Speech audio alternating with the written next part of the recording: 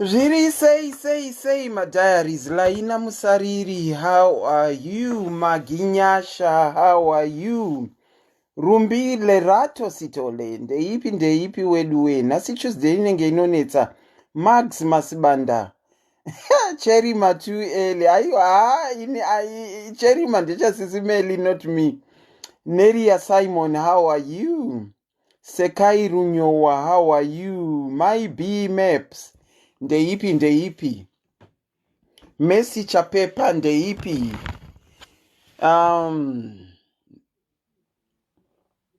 kokunaka andiselina. Oh, thank you. Thank you. Engineer Ndoro tasvika masvika. Fortunate T Kamombe, hi Kesina Nyatsau, how are you doing? Rutendo Hither, how are you? Primrose, tagai wenyu, taga wako munhu tingofamba nendima tione patinosvika. Vanhu Tuesday vanenge vachida kutiza kapano vachienda kuAntitilda. Mashambanaka Poshia, how are you? Chinazi Chakalima, Junior Bukosi, Matipa Ndlovu, Maichi Suko, say. Memut, how are you?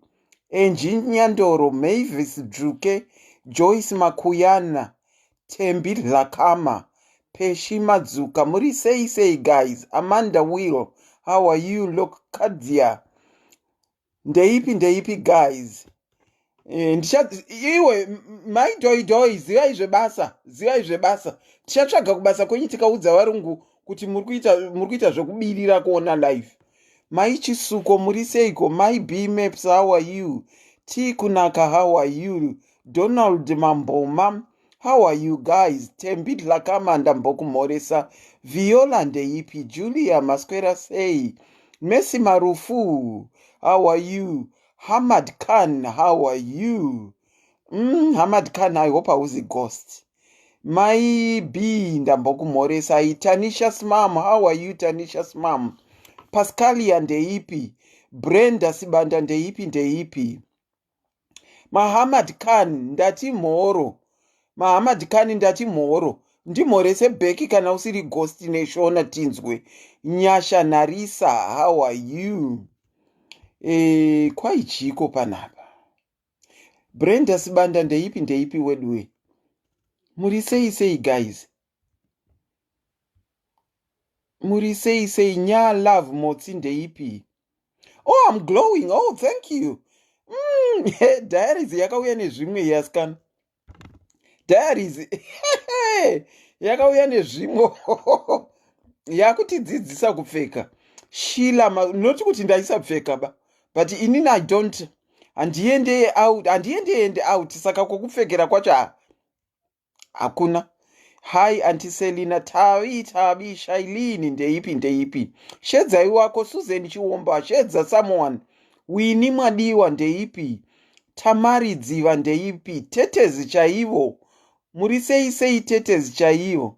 Miracle Maiwe boys, how are you? Fortunate Mageza, muri sei. Elizabeth Katsande, Ellen Hilda Nyakabau Sibongile. How are you? Rumbidzai Sabina, say. Makumba Jaya. Hanzina Makumba Jaya, Auntie Selina, my spirit likes you. Okay. Oh, thank you, Makumba Jaya. Thank you. Charity Mulambo, say. Laura Veva, say. Maikuda Mahumba, how are you? Chachakaila, how are you? Tisati Selina varibo vaskwera havo weduwe. Varibo Milka Mudzipurwa, how are you? Vanessa Tendai, how are you? Hither uri sei? Serena. Inindiri Selina, iwo uri Serena. How are you, Serena? Diana, how are you? Hazy, how are you? Oh, thank you, Serena. Kwaina Serena, auntie, you are glowing. Mebo, mebo, nchango kuda, wakadaro, mebo. Mebo, uri sei. Maikuda, ndeipi. Li kaskwa, ndeipi. Muri sei, guys. How are you?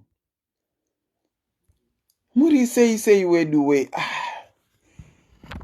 Yeah, mukangosvika muvatanhatu, mukangosvika mu3 hatochitanga. Saka tagai wenyu nekutaga wako. Belinda Bobo, how are you, Belinda? Kuda kwashe Margaret, how are you? Juliet Makosa, ndeipi. Tapiwa Bumure, ndeipi. Mr. Chibatani, how are you, Mr. Chibatani? Mr. Chibatani, gotwera Johnny. Uri seiko goterera Johnny? Hanzi Laila. Ndatadza kupronounce iro weduwe. Collector, how are you? Tete Magume, muri sei Tete Magume. Daisy Mpofu, ndeipi. Antiselina vari bobo weduwe vaswera havo zviri right. Kuno weather uze kuti kuri kuda kutonhora here. Winter yacho hatinombonyatsoiona zvakanaka, inoti kamhepo kai. Hanzi, we have been waiting for what? What have you been waiting for? Okay, I think tingangofamba nendima. Tingachingofamba nendima. Edith Muzamindo, how are you? Mofukazi, Love, Valerie, ndeipi. Ethel, ndeipi.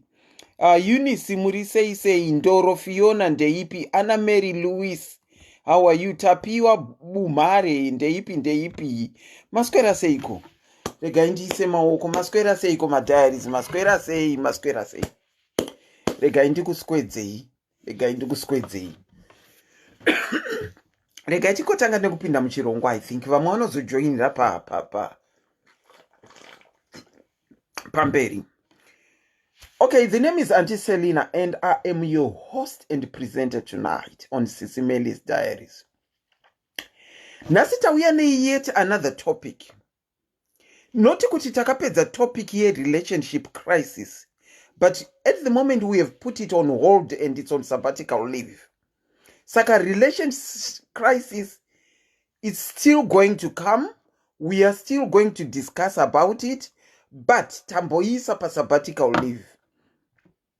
And we are going to talk about kufirwa nemurume, kana murume kufirwa nemukadzi. Ma1 akunzi nevana ma1 akaitika pawakafirwa nemurume kana kuti pawakafirwa nemukadzi. Nemumwe wako waunodanana naye ma1 akatanga. Ndo zvatati timboonesana nhasi. Kuitira kuti God forbid kuri kunzi wapinda mune unfortunate thing like that. Unembenge waziwawo zvakambenge zvakataurwa nevamwe. Nekuti vamwe vedu takambenge takaita ipapo takapotsa tapata kuti torai henyu zvinoda kutorwa zvacho zvese. Nekuti unenge uri pakuchema. Kufirwa kwakaoma weduwe. Saka tira kunzwa ma1 amakapindana nawo. Ende uye ma1 acho muchirimo here ma1. Nekuti isusu 16 years down the line takange tichirimo ma1 after tafirwa. Number dzekufona ndaisa handina kupina. Let me put the number. It's +44 77 48 33 0801. Let me double check before I pin. +44 77 48 33 0801. Let me pin the number. Wakafirwa here nemurume kana kuti nemukadzi. Where is the number gone now? There it is. Okay, Let me pin you. Pin. Wakafirwa nemurume here kana kuti nemukadzi? Wakapinda pama1 here kana kuti wakaona support from one side kana kuti from both sides? Zvakafamba seiko? Ini zvangu ndofunga munozviziva kuti pandakatofirwa ma1 akatotanga. Ma1 akatanga, vakomana kufirwa ndopaunoona kuti munhu haazi hama yako kana wafirwa. Ipapo unenge wakunzi kana adai so asisiri wenyu, ndozvamunofanirwa kuziva. Mai unenge uchingotenderedzwa iwe, uchingoita zvavanoda to the extent yekuti unosvika pakuita give in kuti tora henyu zvese zvacho zvamuri kuda. Angu ma1 akatanga muna 2000 kupera kwawo. Cynthia School, how are you? Akazoenderera mberi kusvika muna 2016. Ma1 aya hembe dzichiri dzakangosungwa dzisina kugowewa mai, nekuti takange taita zvisi zvavakange vasingadi. Dzikazogowewa hadzo muna 2016 imomo. Ma1 acho ari nani, vamwe hatichatotaudzane. Asi mugoona pandandichiri ndakaroora nemurume wangu ka, everyone was very nice to me. Everyone was very nice. Paakazongotanga kurwara, everything changed. Happy Monda Square hangu. The lines are open. Alright, rega ndikuudzei nyaya yangu. Let me say my story for the benefit of those that don't know. Chida hama dzemurume wangu dziripo, but I'll say it as it is. What happened is murume wangu akarwara. Paakarwara takatoudzwa nachiremba tikatopiwa kunzi ane 6 months to live. Saka you need to get ready. Paakanzi ane 6 months to live, tese takazviaccepta. But unoziva kuti veukama kunzwisisa kwavo nekunzwisisa kwamunenge maitana imimi nemukadzi nemurume, muchinzwisisana kuti chiremba ati masarirwa nemamanzi 6 ekurarama. Saka he was told to put his house in order. And indeed he started putting his house in order for sure. Akapiwa mari yake ill health kubasa ikoko. Anga kutaurawo zvekunge munhu ari kuziva kuti ari kuenda zveshuwa, achingogara achinditi zvino uchagona kuchengeta vana here? Isusu taishedzana nemazita. Akati Selina, ndinotya kuti pamwe uchaita zvevarume ukatadza kuchengeta vana. Ndinotya kuti mari yandapiwa paill health ichaperera uchitambisa. Paakapiwa mari yeill health, we managed to pay off mortgage yemba. Tikasara tine mortgage ye 0.00. Akatenga motikari. Akati Selina, mwana zvaanodzidza kuchikoro kure, imwe motikari haichaite kudhiraivha yakafa. Regai nditenge imwe motikari uone chekupota uchiendesa mwana kuchikoro. Akatenga imwe motikari yasina kana kutombobata iye, because he had gotten very ill. 1 million. Kuchine $0 chaiyo, kuchine proper $0. Kuchine $0. Akawana 1 million. Wakomana kana veukama wanga wasina kuzvinzwa vakutozvizivira kapano. Akawana 1 million, tika pay off mortgage. Ikasara iri pa 0.00. Ini ndakasiwa imba isina kana chikwereti. Ndikatosiya ndatengerwa motikari. Ndokugadzirira kwaakanga andiita. But mukurwara kwake panga patone tension already. Because, thank you so much. I'm glowing, thank you. Panga pane tension already. Because mukurwara kwake vakasvika pakuti tafunga kuti timbovatora tiende navo kumusha, timbonovatarira. Ma1 aya ndo paakatanga vachiri kurwara. Zvisinei zvazvo, muridzi akaramba akati kurwara kwandaakuita uku kwakuda mukadzi wangu, not anyone else. Saka zvekuenda kumusha, ini handiende kumusha. Saka ndokuramba kwaakaita ikoko. But it didn't go down very well. Ndokubva vaenda kumusha, ndokubva vanondiigira mbuya vakanga vaine gumboro rakarumwa nenyoka rine chironda. Vakomana, miedzo inopinda mahwana anopinda kana wapa nguva iyoyo.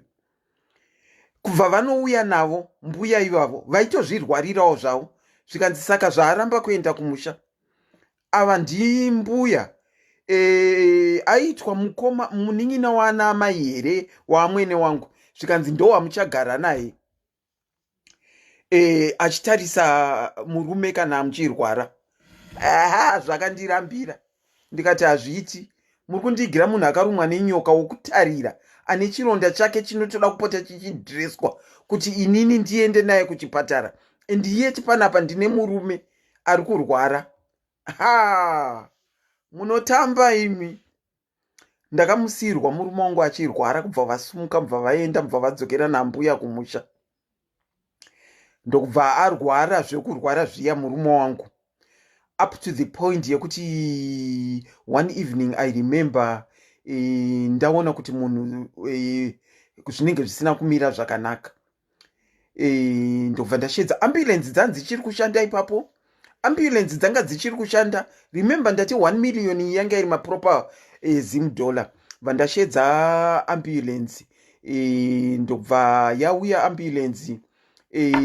Apa drive because iwo unenge wa confused. Ndobva ndanoshedza baba namai pa next door ndikati panopa hapasisina kumira zvakanaka. Ndobva vati chipindai muambulance imi muende navo, isusu tokuteerai kupi, tokuteerai kuchipatara.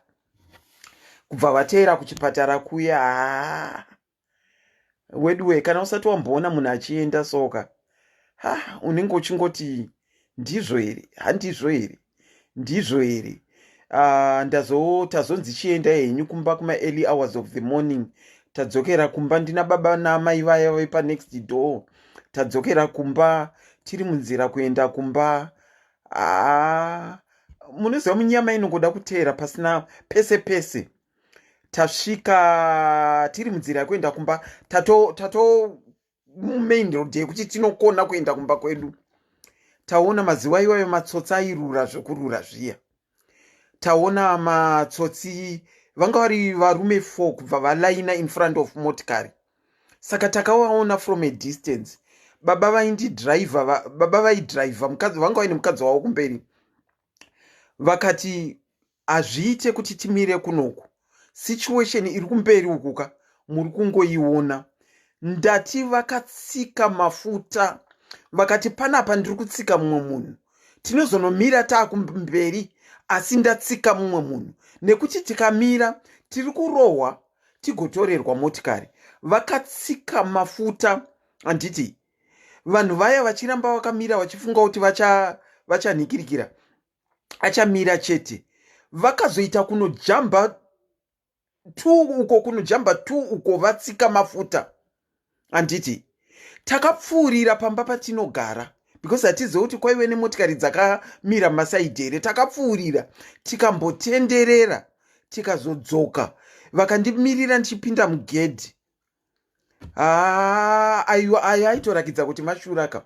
And then the next morning I get a call to say kuti mhanyai avenues ichiri avenues, huyai avenues. But something was telling me kuti ndiri kunzi huyai. Ndikati muri kuindiriitira kuti huyai, asi vanhingirikira zvikanzi aiwa ingouyai chete imimi. Ndasvika kuavenues kuya, ndazopinzwa muruma vanga vari, ndaona kuti munhu hapasisina.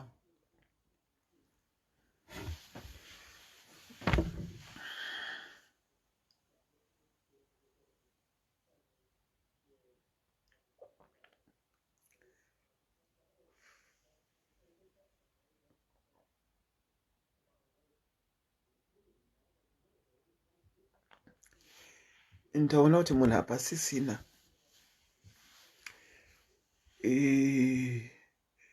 In fact kuti ndizive kuti munhu hapasisina ndakati ndichikwira mastairs eavenues ndobva ndaona baba mudiki munin'ina wemurume achidzikawo mastairs. Ndobva ndati baba mudiki chibva varamba kutaura, saka vaita kufamba vachizvikwezvera kuowo. Bva ndati baba mudiki chimva, baba mudiki varamba kutaura. Bva ndazokwira, ndandine mukadzi wababa mudiki ipapo, bva ndakwira. Ndobva ndaenda kuroom.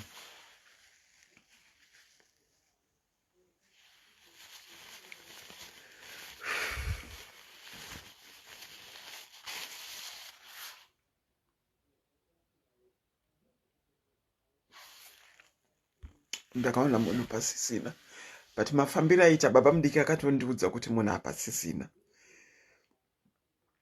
And then tadzokera kumba, vekwavo vaziviswa kuti havasisiko, kubva vabva kumasvingo kwavaive, kubva vauya kuHarare.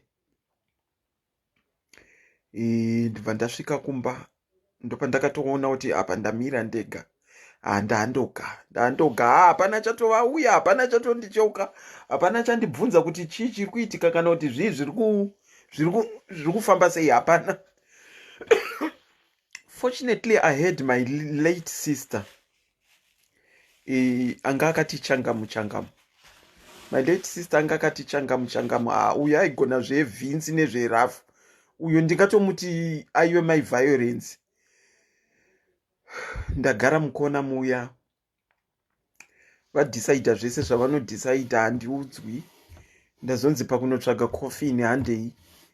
Ndaenda. Ndanyatsobvunzwa zvakanaka tiri mudhavhisi kunzi saka coffee yamungade ndeipi papa. Amaimi ndanochuza, ndiwo handibvunza after all kuti coffee yamuri kuda ndeipi. Ndachuza coffee yandiri kufunga kuti iyi inoita. Ndanonzi machuza yenyu, asi tangokupaiwo chanzi yekuti muchuze tione kuti isusu tingazochuza inenge yakangoenderana neiyoyo. Ndamira futi kusaidi.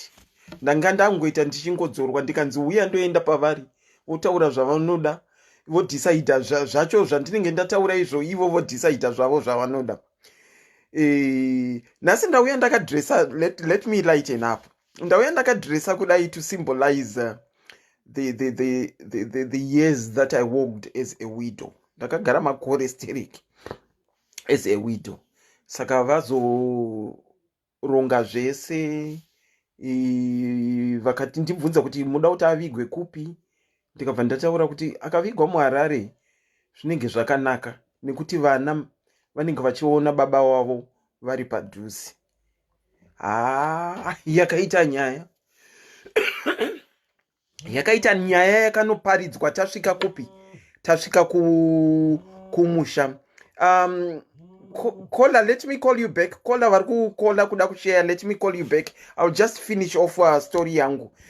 Tazotakura munhu paya, taenda kumusha, but before tisati tatakura munhu, kubva panzi body viewing.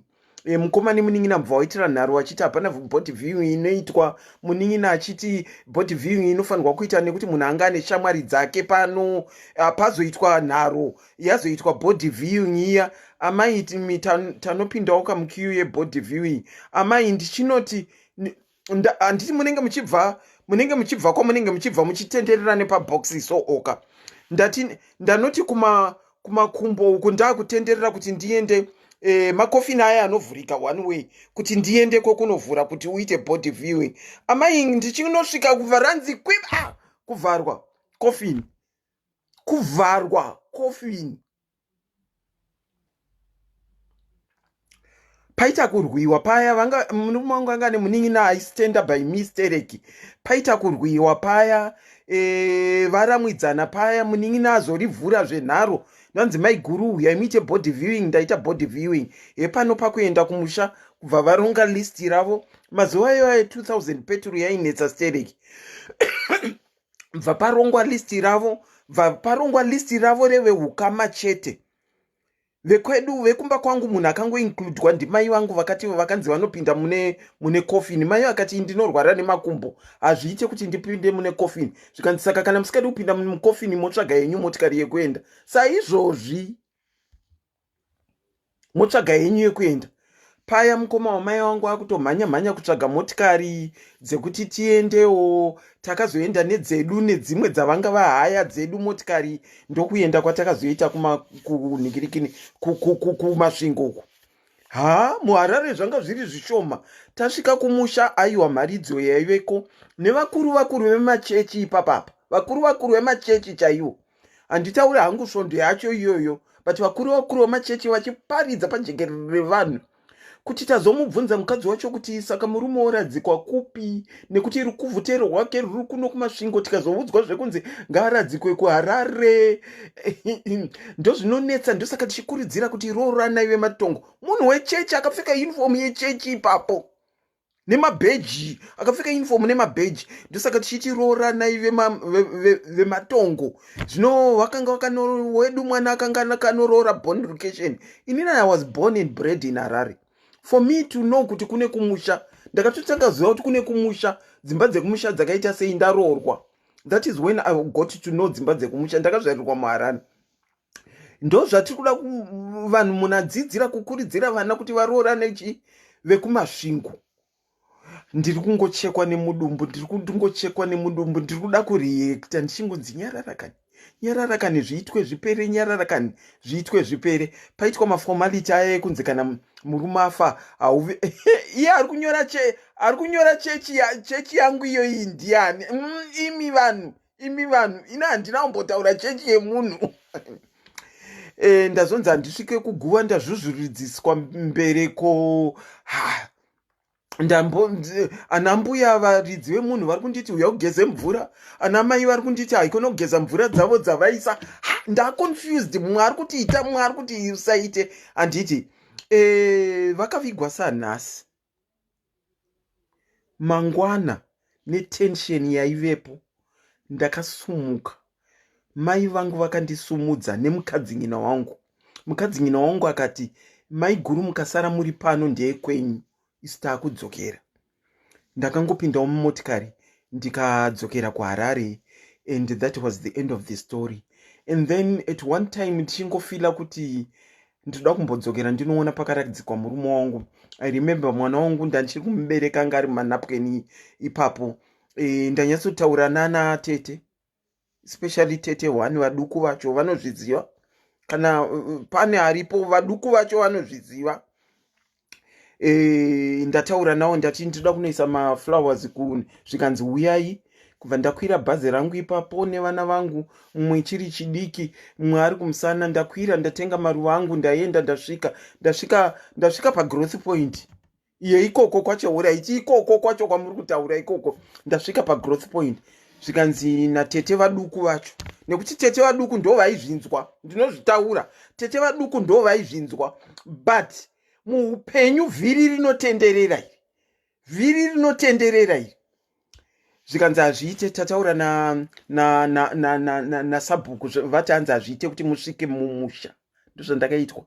Saka maruva vakati hatitoendai kumba kwavo kutaundi kwavaigara kumasvingo ikoko. Handei hatinonoisawo maruva amama uya nawo ekurangarira zita murume wangu mumba. Zvokwadi I had no choice. Kwanga kwavira. Ndakakwira bhazi ndikaenda kunorara kumba kwavo. Ndikazosumuka makuseni. Hembe vakarambisisa kugova, nekuti ndakanzi declare zvinhu zvese zvamami nazvo to the last spoon.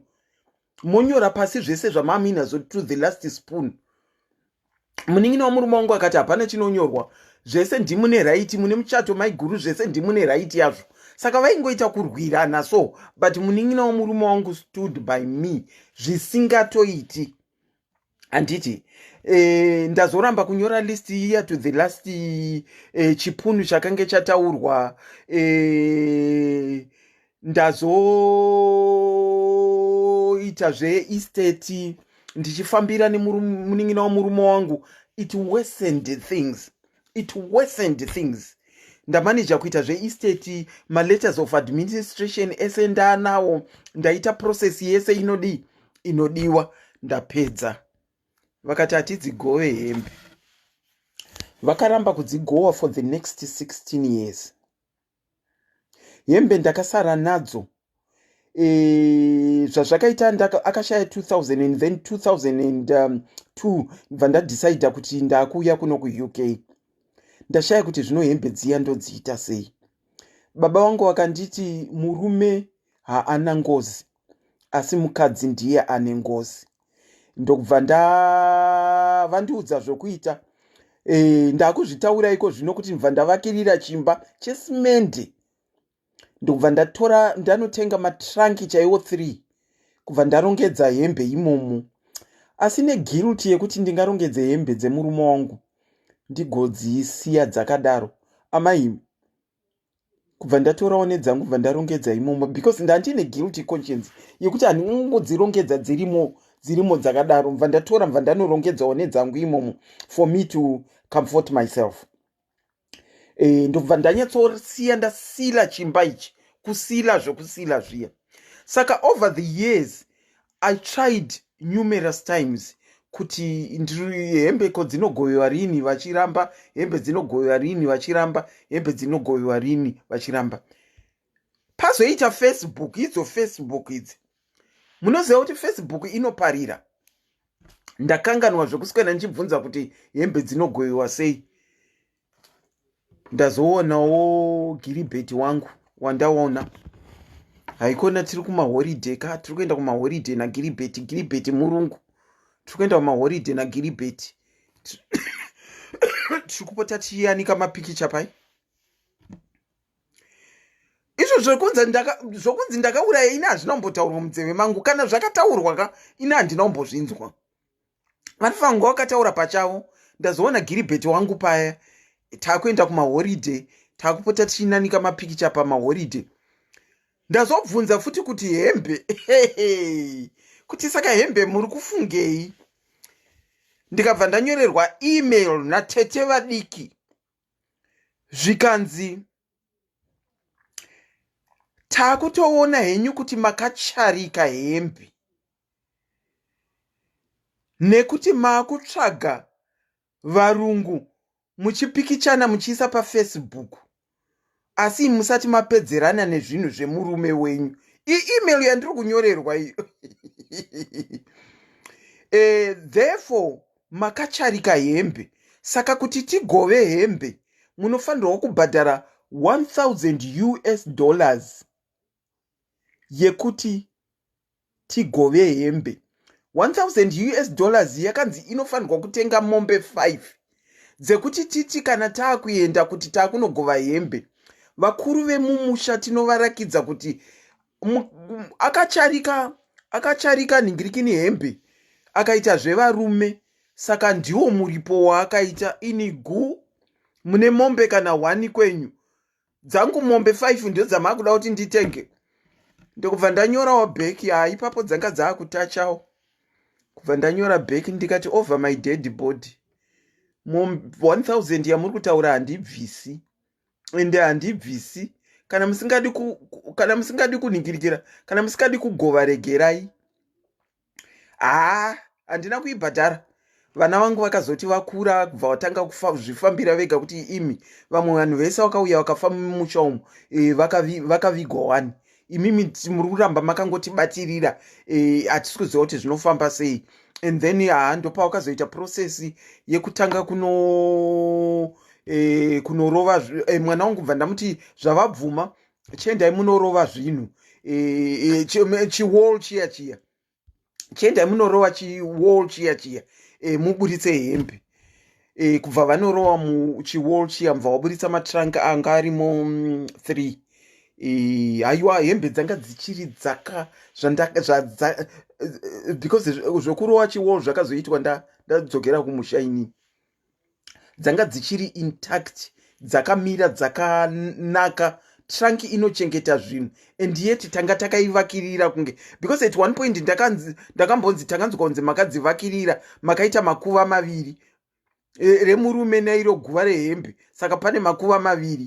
saka pakunoripa ipapo zvakataurwa futi kunzi kuripa kwokuti makacharika nekuti makaita makuva maviri. Ndekubva ndatadzibvisa mutrangi muya, dzanga dzichiri intact, bhutsu ndo dzanga dzapetana petana petana petana. Kubva vaita process yavo yese kubva yapera. Saka process payakapera, nekujamba hembe kwandakaita, ndopandakatanga kuchizoti inini manje ndofunga ndinofanirwa kuchata. Asi muprocess iyoyo tete vadiki ava vekupengereka vakazoita problem zveshuwa, zvekuti vakawanikwa vachibatsirwa naSelina. Handina kugunun'una stereki, ndakati ndoda kuvashowa kuti upenyu ivhiri rinotenderera. Ndakaita zvainvolva law zvinhu zvacho pamwana wavo. I'll say it, pamwana wavo. I facilitated what I facilitated just to show ye kuti nhasi muri kuzviita, mangwana munenge machinjirwa nesituation, makutsvaga help exactly from the same person wamakambodariro. So ndo jeni yangu. Zvanyevenuka hazvo iko zvino, asi vamwe hatitauri tese.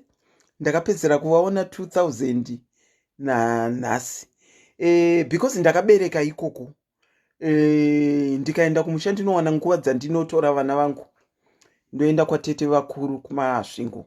Aiwa, tete vakuru vanotibata zvakanaka stereki, kunyange kundipira iko zvino. I can safely tell you, tete vakuru vanondipira paWhatsApp. Maikudzi, makanzwa ningi kuti akashaya? Maikudzi, ndati ndikuudzei zvakati? Maikudzi, pane zviri kuitika. Saka vakuru hangu handina problem nawo, tinotaurirana. Asi vaduku nevamwe vese ava vaive maheadmaster ekuzvikoro, maheadmaster ava hatinozombobvira takataura kana kumhoresana. So that is my story. But kufirwa nemunhu kana muchiri kudanana soka, zvinorwadza. In as much as ndakafirwa uye ndakaroorwa, I think I'm weird. Hameno ndozvitaura here zvandinoda kutaura. I've got my late husband's photo in the house. Ndofunga ndiri weird, I don't know. Ndine picture yemurume wangu mumba muno. Ndine picture yemurume wangu. I've got one in the bedroom and I've got one in the hallway. My current husband has understood, and he always will tell me he is the father of your children and it's death that did you part. Pamwe ndo zvakanakirawo varungu futi izvozvo, kuti vanonzwisisa. Regai ndikutorerei picture kuti ndinyatsokukonfirmirai kuti ndinayo muno. Ndoda kutora iri muhallway. It's not very far. I want to show you picture ye my husband that is in the hallway. Rambai makamira ipapo.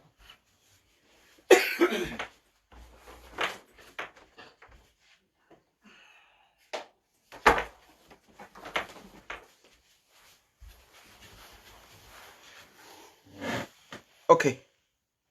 That was on our wedding day. Ndiri pa cream up. Ndandine miri wakasimba zvekuti. And this is my late sister wacho wandaiti ndakabatsirikana nekuti I were very vocal. And then this is my husband. This is my late husband.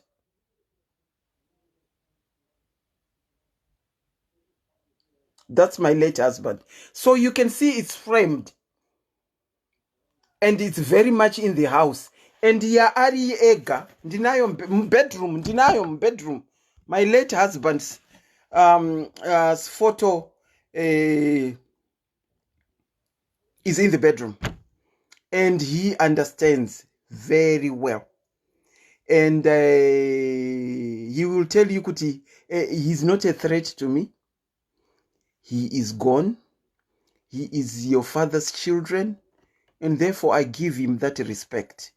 Saka ndo mamiriro enyaya. Saka I was blessed ndakachema for years, but I was blessed to find someone who understood me. I was also blessed to find someone who knows I've got children in Zimbabwe. Vaanotarira, vaanoziva kuti at the end of every month, Selina's children need something. Because when it comes to my children, if I can't, kana ndikatadza kuvawanira zvandinoda to my standard inini, he knows I get very low. And especially kupera kwemwedzi kana ndiri low ndichiona kuti ndatadza, hanzi mubedroom ari kuitei? Mubedroom akagara arimo mupicture frame. Ndo zvaari kuita, akagara arimo mupicture frame. Akagara arimo. He knows kuti kana ndiri very low, it's about children. Ndikangoita low chete anokutanga kubvunza kuti, anotanga kundibvunza kuti, when did you last speak to the boys? He gets along very well neboys. Very, very well. Chavanoda chese, you are, they are well catered for. Saka, that is my journey yekufirwa kwangu. But I can safely assure you, because inini it was 10 years of joy with my late husband. There are times, especially muna November, pazvinombondibata stereki zvokuti munhu akafa muchinetsana, probably it's a different case, I don't know. But for me, it was 10 years of joy. So the lines are open. That is my story. That is my story.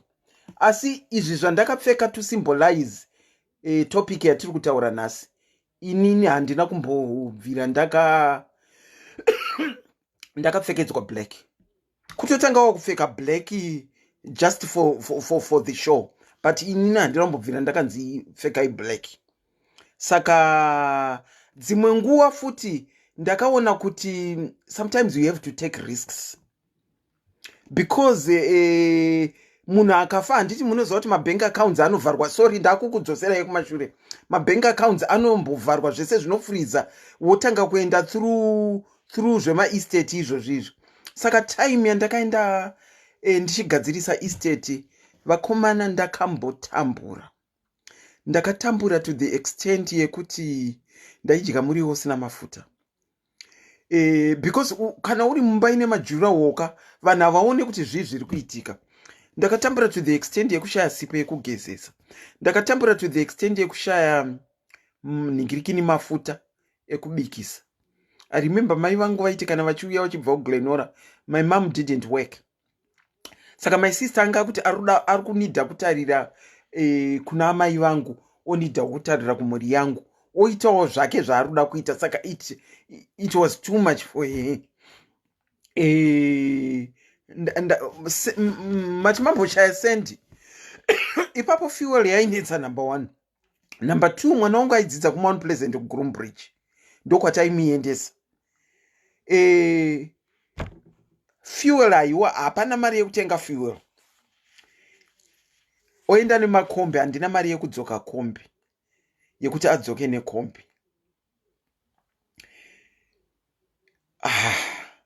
I remember this day my son came back home walking.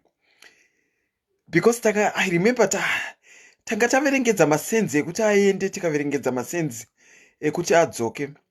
But unfortunately akarasa mari. And he was in grade 2 by then. Akamaneja kukwira kombi yekubva kuGroombridge kuMount Pleasant, akapinda mutaundi, akashaya yekubva kuna 4th kuti auye kumba. Sisi vaifanirwa kunomutora, vamwe amai vandakaronga navo vakangoti mwana hatina kumuona kuna 4th. Saka ivo vakatanga kusvika, vakatouya vakaripota kuti mwana hatina kumuona. Ndakutambura kuti mwana zvinoaita sei. 2 hours later mwana wangu anosvika nekasechero kake, ari mwana mudiki zvokuti anosvika kumba. Koindava zvikanzi mari yanga yaratsika saka ndangotedza nzira yandinoona inouya ndangotedza nzira yandinoona yatinouya nayo nemakombi. For the next week haana kuenda kuchikoro because achiti ndf mani yekuti aende kuchikoro. I didn't, but here I am. The lines are now open for anyone who wants to share their story. Tinakola ambofona ndinodavira kuti ane ari kuda kusheyawo yake, but zvinhu zvinongochinja. So at the moment I'm a happy woman. I've got it all. It's actually tears of joy. I can assure you it's tears of joy, because I've got a different life. And nditori a different life than yandiri kuchema. Dzitongori tears of joy dzandiri kuchema. Okay, we are going to call our first caller afona. Ndinodavira kuti ane nyaya yake amenoti akapindawo pama1 here kana kuti zvake zvakamunakira. Caller mambotraya kufona, ndiri kukufonerai back. Thank you guys, but it's just tears of joy as I narrate story yangu that I went through.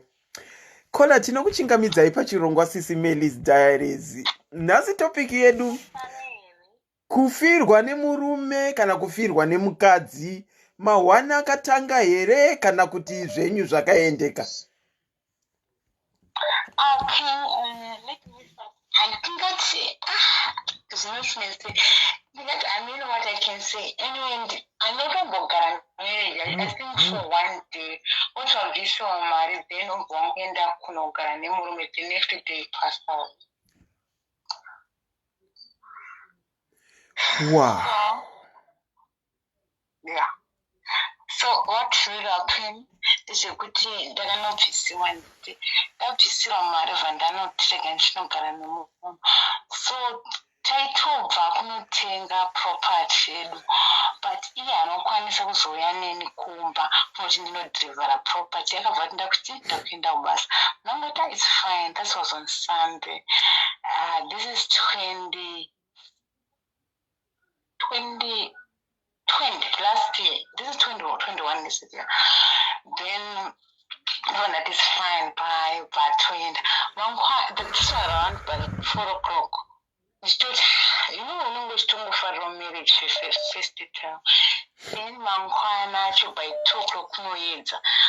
But I didn't know so much sense to kind of tend of basa popo, one, but people they could tell me. So in the actual business to my and then my no. They want phone young to busy, but no one was telling me what happened. They want to say accident. And I'm like, no, but I'm going to do that. That's how began to phone. Because you know, sometimes which you move something wrong with phone. Then the one phone is speaking first. Then they something like that. Some sort of them were trying to wood on Vombo and distinguish one softened the issues that I my friends are no one is the aninga. I don't know. So the gang was seeing the Galarigan in the bus. So the moment that I end of bus and 10 takes the one person I'm 4 years of my brother. Dear on Sandoza. So I'm so sorry, my sister. I couldn't believe I'm still shocked. Why I can't opinion, you know. So that time when I was accepted, because I told him I'm job big. Busy name kind of farm and then farm even kind of caller magaisa pa loud speaker here. No. Sorry. Hello. Magaisa pa loud speaker.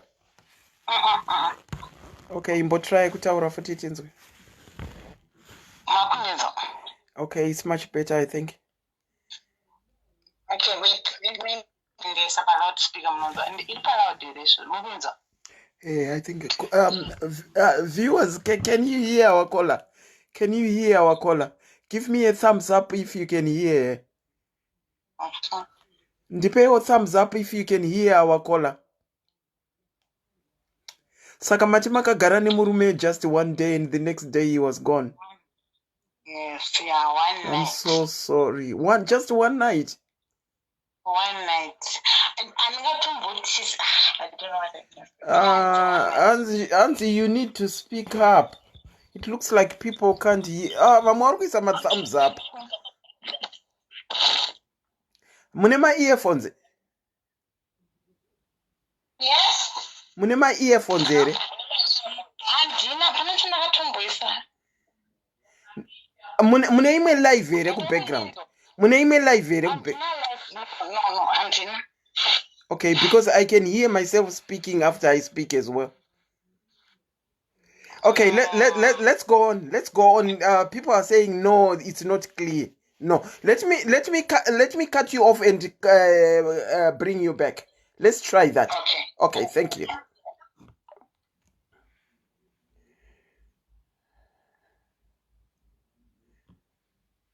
Okay, we'll try the caller one more time. Not clear. Okay, caller, go on. Hello. Muri kuvanzwa here caller? Taurai tinzwe and rambai muchienderera nemberi tinzwe kuti vanoti vari kunzwa here. Yeah, so after that, ndatongoona kuti ndozvaitika. Saka ndakangotanga kungofamba but ndandichingochema kana kutombozwa kuti pfungwa dzangu dzaitonge dzarasika dzisingachashandi. Ndaingozvibvunza kuti why. Then ndangosvika kubasa. I could even work. Which ndakangosvika pandatongogara. So I think wakatongoona kuti one. So one of my family then vauya because ndandoshoza ndakubasa. So that okay, don't watch it because you can't manage. Ndasingatombokwanisi kana kufamba. Then ndobva vauya pandaenda but ndandichingochema. So ndanda kunoona kuti ndiye here zveshort apa because ndada kuona kumochari. So I drive kubva kuJoburg kuenda kuCape Town, near Cape Town. Kunoona then pandasvika mumochari. I just think ndakangovhura only chandaiziva ndicho ndaiziva makumbo. You know if kana uchiziva munhu wako. Saka ndakangoona tsoka anga akaputirwa ari mumochari. Ndakangoona nzwara. Though the moment ndakangoona nzwara gumbo ranga rakatopuka. Then I just fainted. Ndanda kuzongonzwa. So ndangoona kuti ndiye. And I cry. Zvekuti ndipfungwa dzangu dzakupenga but ndakazongomuzwa vanhu varipo vanongokuti don't worry chichi. Then varangozvishingisa. So ndatanga kutofambira mapepa paya after that kuenda kuTinduzimu. Anyway, hama dzacho dzine mari yadzo, But mutauro wangu wasati watanga ipapo. So ndakanobvoda kuzvezvekuti sometimes pfungwa dzedzisi kushanda zvakanaka. Maybe you understand what I mean. Then but itekanga 1 week tiri muno but azosumuka tichienda kuzimu. Caller, sorry caller. Muri pa speaker. Yeah. Muri pa speaker. Andis tombore. Okay, let's go on. Okay, it's fine. So, but which means it's more joking. Tisakatombenda hama dzakutotanga ma-stories ma-action. Ini nditovadziva kuti why ndafirwa nemunhu wandaida the thing kuti ndatouraya, Vaita action dzerudzi. Dzekutotanga kutonditonge ndivauraya kurorwa waita kutouraya munhu. Okay. Tikati ndauraya sei ndotodawo marriage ndatokura ke. Ende munhu wangu ndeimudzana. Nekuti muda watanga meditation. Saka ndakadai ndosvika pastage yekurama kuenda kuresepa kuti I'm not going but ndakadai zvisinisa ngati semunhu wangu wandandida naye zvakanaka parwa kuti I have to go. Pandaenda nehama dzangu. Tasvika ikoko. Akumana sometimes kufirwa kwakaoma munoziva. People they think maybe wauraya but unonge usina kuuraya. zvakaoma pakaita madhirama atasvika ikoko ndakatombosvika pasiteji kudoti hasha zvikuru rangoti rega ndidzikame indango yozoperekedza mwangu mupisi tasvika paya zvakangoti popana wakatifarirawo munozivawo unongwana wanokudawo ndonga saka paya zvinhu zvazvakutoita zvichidi zvakutoita paya then vanowigwa I could go ndazosign everything ndandochema zvikandirwadza everything tapedza paya watarara vichindisandarara ndakanozo amene kunogezeswa newo vanatete imi makabvuma kupiwa mvura mukanogeza aiwa ndakaramba inokunditi zvinizvo unoita munyama okay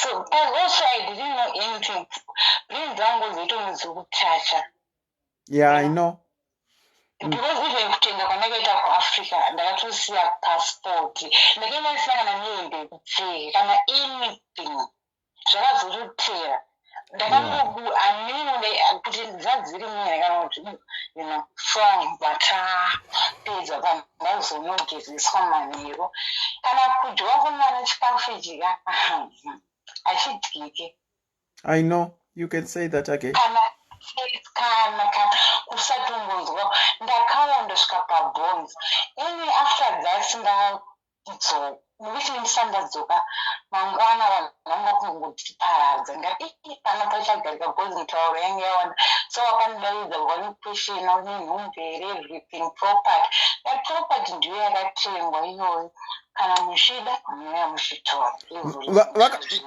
vakabvunza property okay pandati iriko bva vangoti mune chine chichichi pandava so pane munhu angaisofona ndobva ndavaudza kuti mune zvakasvika okay it's fine bvambomira kundipa hanzi then vazoti okay don't worry about that ndezvako shandisa vanangoti okay it's fine so vandabva ndauya so mufesi wangu aita around ani murume wangu aita around tichiri mukomana paisa tatogara tese aita around okay so munhu anofunda mupenyu so aita around saka mari yandaiziva ndingaiziva obviously munozvakuti mukomana nemusikana even musani marorano you know each other so amene akanochitsa soko munhu iyeye kuti kune mari saka ini mari yandakaitora ndakaipuwa which means anga yamwedzi wake ndaipuwa but handina kushandisa yese mari yanga iri 10,000 rand ndatora 3,000 kunobhadhara rent that mwedzi iwowo then 7 vandawapa god zvikanzi pantoni imwe yakawanda usiri kutipa mari dzechema ndakwazi ndakadya ko iwe wabvisire mari ifanira kuya iri maranzi zvinhu zvogoyiwa why you do this ndakatukirwa chihure chese kuuraya uroyi ndakambosvika pakushingirira vandasvika pakuzoudza hama dzangu the moment pavazoti hama dzangu dzakusungwa ndopavanyaya vobva vazodzikama but ndakatukirirwa zviri kutukirirwa ende no one akambomucheka kunze kwaba mimi one nanhasi anotomira nemi always but vamwe vese wakandodzidza but vasati vafa vanhu vaindifonera kuma4 hours vachindiuya vachindiona vachindiita sei the moment pazvakangoitika zvinhu izvozvo people they disappear once ndakaura ndiri muroyi at my age of 25 ndakaitwa muroyi zvekuti nanhasi sometimes ndinochema ndakaonda zvekuonda zviya vanhu vandoti vakamira neni ma-Indians nema-South Africans because family yangu iri muZimbabwe they comfort me vaingondiudzawo family they were there for me but vanhu vekumukomana wangu yekumurume wangu kuti mari vakutoida here what and this wakataura mari ngaidzoke watikati amiro munoungodzana nehama dzangu but ini hazvisi izvozvo vaiudza ini mashuku iwavo tikati munodii kumaita hama dzangu kuti mari abviswa because hanzi mari yaendera for free and uye wauraya ndauraya seiri accident. Saka wanga kuti mari yeroora yakaendera for free because makangogara mese one night. Yeah, ngaidzoke. Wanzi ngaidzoke mari yedu yeroora. Saka vekwenyu vakadzorera here? Okay. Saka iko zvino mugere sei?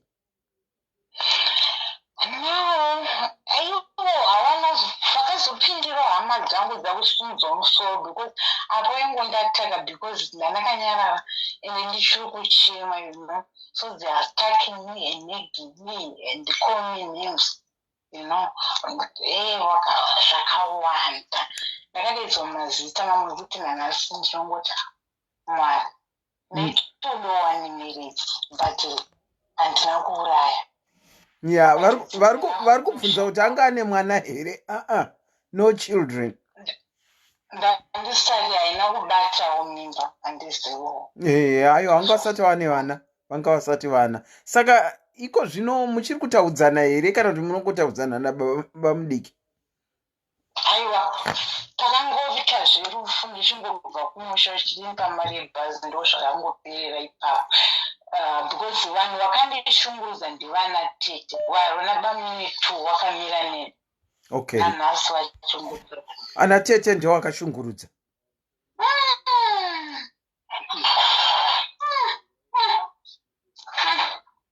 Kunze kuna vanhu vanotaura nezvekuti uri panguva yekuchema vanokutukirira unoziva here ndakambotukwa. Sorry. I know you can say that again. Sorry henyu nezvamakapindana nazvo. But nhasi tati timboonesana kuti wedwe kana wakafirwa wakazvionawo seiko. One day chete yamama ngogara mese and that happens. I'm honestly so sorry.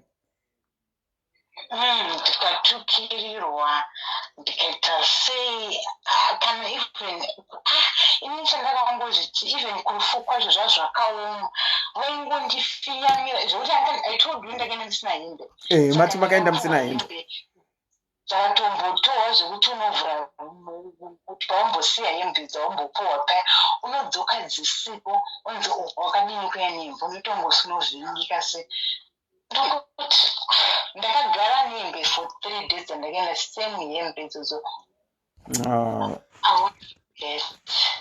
Asi muri seiko zvino? No, ndizibhopa nemvura imboperi. I know.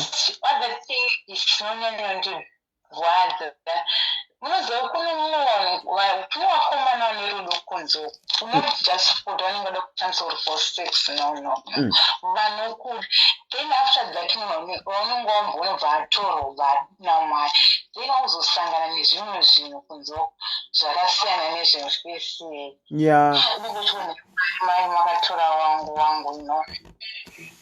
Mati zvakaitika rini zviya? Murume wenyu akafa rini? 2020 January. Gore rakapera iri? So sorry honestly. So it's 25 years. So sorry. So sometimes you get to remember age runs more so in something like that. But ndakangozvisimbisa ndikazviudza dai zvisinoitwa ini zvaida kuitwa ani uye also nikuono we seem like vana champion piriwa that woman ndakahila zvinhu zvekuti ndakamuteerera paaitaura mashoko ekuti zvawakaitiwa usiwe wega wakatangozviitirwa zvakaitiwa mumwe wakawanda so ndo zvimwe zvaindikamfota ndichingoti but mwari but why at my age in first day 40. So sorry Kola, so sorry. Zvenyu zvichiri padhuze wanirwa inyasha And thank you for sharing your story. Thank you too. Nevamwe vari mukati dongosimisa macomment section kuti ukasangana nezvinhu zvakadaro zvinhu zvinowanika zvinongoitika usingafungiri wakavayewa noti kuti nekuda ende vanhu vachataura mashoko uchaudzwa zvinorwadza vamwe vacho vachikunyaradza vamwe inyoka so gamuchira zvese zvichauya zvinoitika mupe Thank you so much for those words. Thank you. Okay, thank you, my brother. Thank you. Wow. Shakangoma, let me take another call. Let me call back.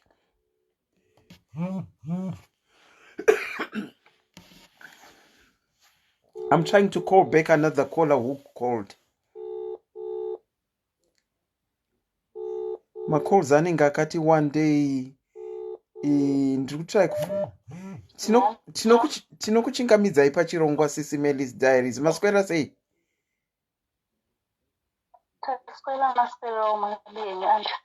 Tiripo hedu makadikwa muri ikoko. Muri mumwe wamwe. Sorry? Ndoda kutaurawo nyaya yangu. Taura henyu nyaya yenyu tipakurirei tinzwe. Ini yangu nyaya yakambira yakadai. Ndakarorana nemurume wangu tikagara 2 years. Tagara 2 years. Murume akatanga kurwara. Aingorwara achiti mudumbu chichi. Saka pakatanga kutaurika murume pakatanga kurwara. Murume akadyiswa. Saka takati tagara zvakaita wese. Vachibva hama dzichibva dzauya, hama dzemurume dzichibva dzauya kunomutora. Zvikanzi achangoti chi. Hama dzemurume dzakauya zotora. Vakauya vakatitora tese. Okay. Tafunga kuti mubve panapa sekuti murume asi kuenda basa mari yerendi zvogona kusonetsa. Saka takatorwa tikanzi tiende kumba kwomukoma wake kwaiva kumapurazi. Takaenda kumba kwomukoma wake takasvika takagara. Kwaiva kumapurazi kwekuti kwanga mashops. Kusina apa tine murwere. Saka taiva tiri ini namai ake nemurume wangu. Tisi takanogara kumba ikoko ivo vaida town. Murume warwara akasvika pasirias tiri ikoko because chikafu chainetsa ndobva tazonzi tidzoke mutauni kumba kwehanzvadzi yemurume. Ndobva tadzoka ndobva taenda mutauni. Zvakaoma vedu we. Tikanzi tinoda kuti tiende kumasowe. Apa murume ari kurwara asi kugona kufamba. Totoita kubatsirana. Toda kuti anorutiswa zvawakamudyisa. Ndatakuudzwa direct kwete zvokuti kwanzi inozvibvira kumapuwa kana kuti chii. Kutonzi iwewe tinoda kuti utakure munhu tiende kumasowe. Tinorara kumasowe. Anorutiswa zvawakamudyisa. Takafamba vedu tichiendeswa kumasowe, ndichirara kumasowe. Murume ari kurwara. Dzichikuita wese. Saka zvazodaro murume tazonda mukoma wacho ndobva ngamboya kuti kuno kuSouth Africa. Pakaenda kuSouth Africa anorapika zvirinani. Ndobva takoko ndobva tauya kuSouth Africa. Tasvika kuSouth Africa murume akazvibvunza ane apa funge nguva tiri kuZimbabwe ndichienda kumasowe ndichirara kumasowe ndichimbonzi murume ngaasare iwewe hande inewe ndichiendeswa kumasowe ndichinzi nekuti wakamudyisa zvinhu zvawakamudyisa ndozvakumupandukira. Zvadaro murume akazosheka. Takauya kuSouth Africa takangoita ndofunga 2 months. Murume achibva asheka tiri kuno kuSouth Africa because patakasvika takanzi vakanonokera kenzo yatopa page 4. Saka ashayika. Zvakaoma. Ndofunga takangoti 1 week tiri kuno kundofika taenda kuZimbabwe. Tasvika kuZimbabwe hapana akataura neni. Hama dzese vese vanonzi hama dzose hapana aitaura neni panhamo ipapo. Ninione hama dzangu, vana baba vangu nevanin'ina vangu takangogarawo. Vachiita zvese zvavanoita takangogara ndisingaonekwe semunhu zvekuti patakasvika ipapo zviya zvinonzi amene kumusha kwaku anzi mukadzi anogara kumusoro here kana kuti kumakumbo achinyatsoziva kwemurume. Vakabva vagara hama dzacho dzese dzakagara pabhokisi. Ndeve ndakatogara kudhoo seumwewo munhu angouyawo kunochema vanhu. Ivo vakagara ikoko kubhokisi. Ina ndatombobvira ndakusvika kubhokisi ikoko. Vanhu vaitobvunzana kuti ko mukadzi wake vanhu vachitobvunzana indichinzwa. Because vanhu vazhinji vanga vasati vakundiziva. Ko mukadzi wake ndeupi chatakazwa kuti anga ane mukadzi. Because vanhu vanga vasingandizivi. Ndakatogara kudhoo. Ivo vakagara kubhokisi ikoko vanhu vachichema vachidini. Tazosvika musi munhu ari kuvigwa mangwana. Then chaenda kunoviga munhu. Kumakuva meno anzi zvinonzi mukadzi hafanirwi kuona here murume akachivigwa. Chichini handinawo zvandaizivawo. Chatongoenda kuti kumakuva kuya kure. Munhu atopinzwa vamwe vangotobva vachiti ndadombo here muguva imomo. Ndobva ndakanda dombo. Ndobva pauya vamwe mozati unenge uri confused ndiye pasinawo chandaiziva.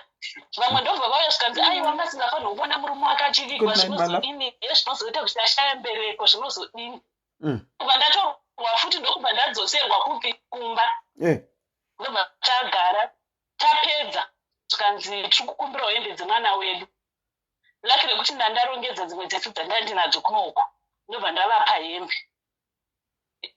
Ndobva zvanzi inini zvakwamuri kana muchida kugara pano pamusha kana muchida kuenda kumusha kwenyu itai zvamunoda. Mashoko andakabva ndaudzwa. Saka unongoona kuti kufirwa kakaoma handiserina. Murume achirwara ndakambiswa inini ndichimasowe ndichirara pamasowe ndichinwaiwa mvura usiku. Ataiti tikabika usiku vaitora mvura takagara kudai chikafu chakuda kudyiwa muchanga kumwa zvikanzi muno mune muroyi togona kungofa tese ngatidirei mvura. Dzimwe nguva takarara mumba nemurwere mauya muchimwaiwa mvura mumba matinenge takarara murumu matinenge takarara kunzi kuti murarare zvakanaka because muno mune muroyi. Ini ndaita kuudzwa uroyi pachena kwete zvekumbotendererwa kana kudini. Ndaita kuudziwa kutonzi muno mune muroyi. Iwewe ndewakaroya mwana wedu.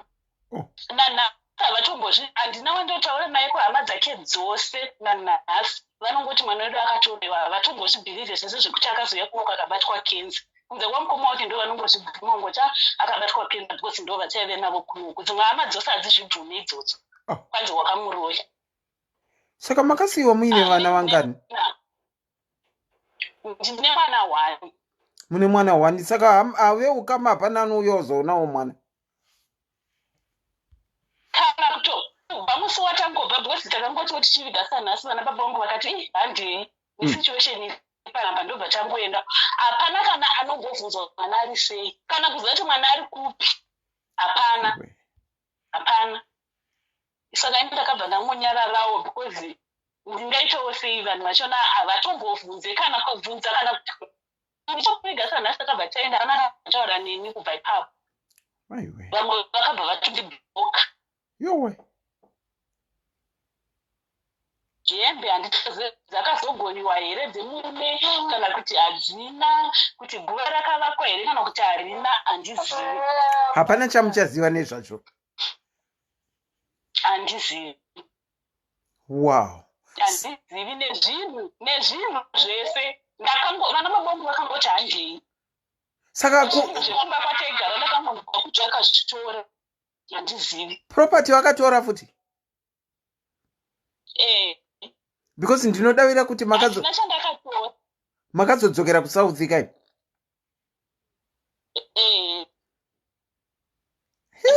Ndakatoona ndakanzwa kuti vakazvitora zvese. Zvakangooma wedwe zvinhu zvinosangana nevanhukadzi vanofirwa nevarume. Kana kuti vanhurume vanofirwa nevakadzi. Zvakangooma. I'm encouraging men as well to come and share their stories. Kuti pawakafirwa nemukadzi, zvii zvawakasanga matambudziko ei awakasanga nawo. Wakaenda pama1 here kana kuti you got the support. If there is any man within us ane story ngatiudzewo. Ndine urombo nezvamakasangana nazvo zveshuwa. So very sorry. Mwana ndiye anondirwadza, handiselina mwana ndiye anondirwadza. Ndikakuudza kuti izvezvi mwana wangu anongofamba vanhu vese murodhi, mwana wese anonzi murume because mwana wangu pavakataurwa ramwana anga 1 year. akangona murume murodhi nevanhu vese varume vese patinogara nochidhidhi vanhu vese Daddy. Shame. Shame. Sorry, Reshu. Sorry, Reshu. But ndinango kuencourage kuti mwana uyo chengetesai.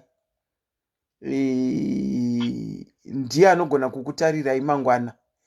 Musa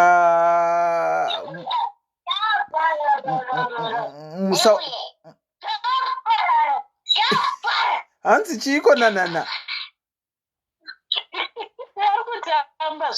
Saka ndiye wacho iyeyu. Ndiye ari one. Aiwa, thank you so much for sharing your story. Ndinongo kuencourage yaikuti chengetesai mwana uyo wedwe. Okay, Auntie Selina, thank you. Bye. Thank you so much. Wedwe, pane vamwe vari kubvunza kuti mvura dziri kunzi dzinogezeswa ndedzei.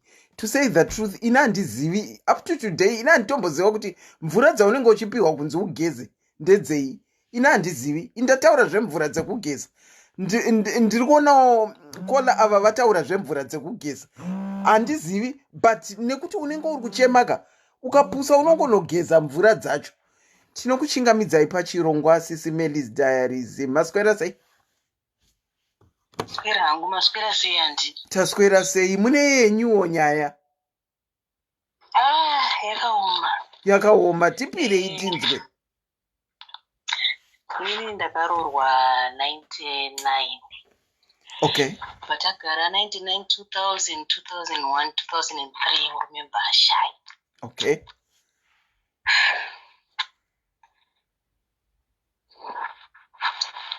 Akaita zvokupondwa.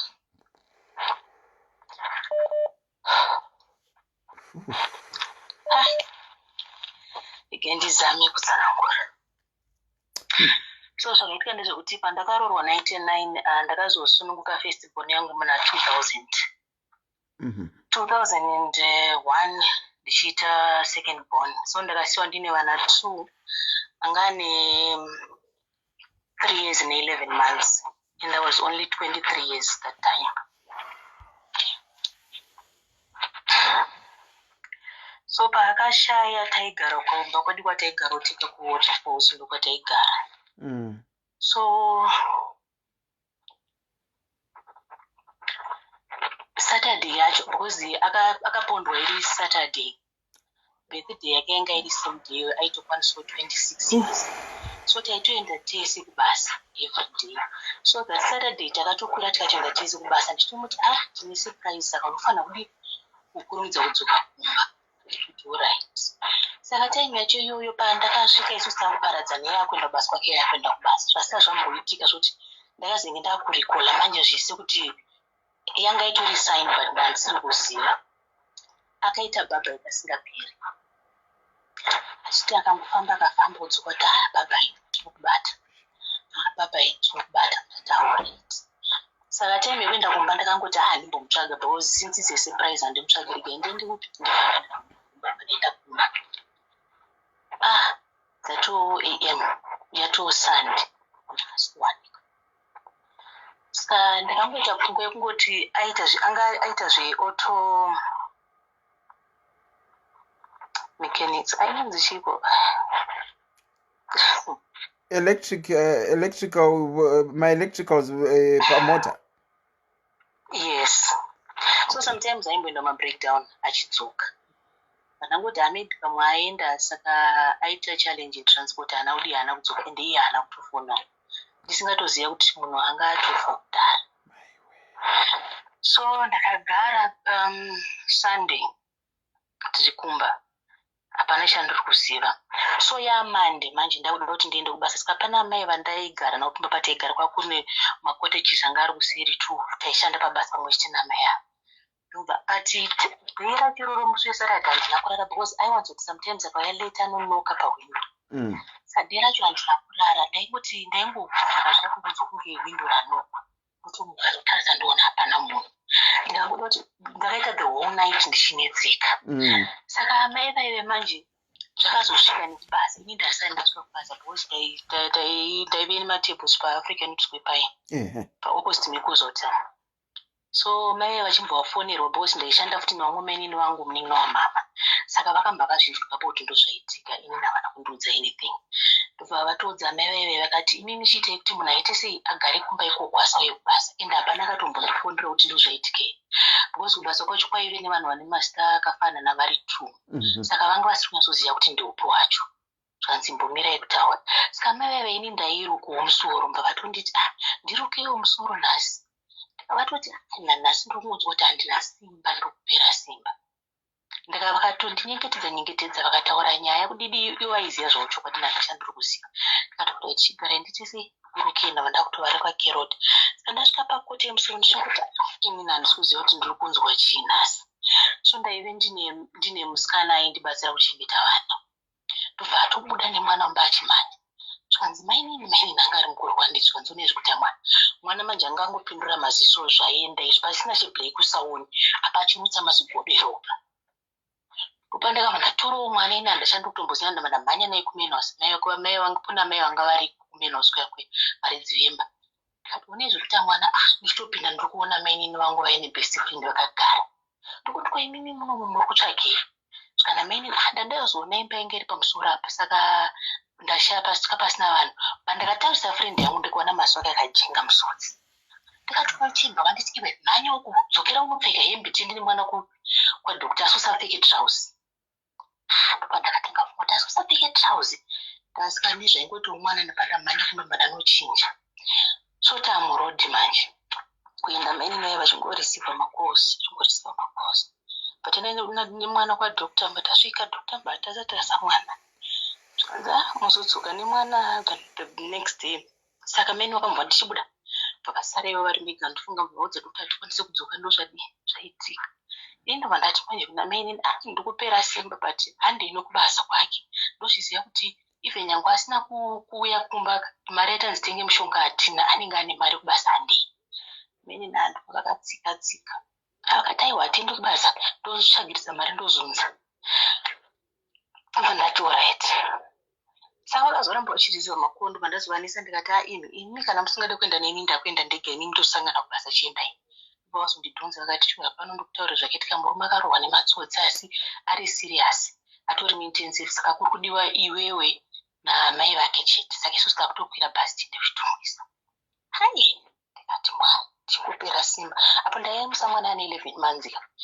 Tapinda mubhazi meye tagara. Ndayamusa mwana zvaramba ndiri kungotambura ndatsva ndadii. Sikanzi ndakazombopinda mubhazi imomo tongoenda ndachandati ndaziva but ndiri kungoita imwe feeling yekuti asi ndaingoti ndofunga kurohwa chete nematsotsi munhu haana kudii, haana kufa. Taburuka manje bhazi taakufamba. Saka tangosangana nomwe mukomana mbaangoti aitamba naye pavaikura muraini imomo. Bless and very sorry. Achondibata maoko paini ndibva ndidhonza vakati hadei kuti fambi muri kuita zvezvo kuti very sorry chii chamuri kuziva. Ndikangoti aiwa vanotamba vese zvandati famba hande vachonditira mene kuti ndisaite sei ndisaziva because munhu weBP paasima vakati munhu angatiitire zvimwe. Saka titori kuona kumberi uko ndafamba so zvaramba. Ndakazongoona pamba paipe kwakuri nechekuzasi masofa akatobuswa panze vakagara pasi. Ndakangoti saka mainini mati munhu ari kuhospital munhu atofa. Ndopandakatongopedzire papo ndazombosiya chaitika. Pandazotopepuka ndatokumba zvakangoma, akapondwa neshamwari dzake. Kusirwa mwana ane 3 years ne11 months ine 23 years. Ko shamwari dzaiponda hanzi zvaita seiko?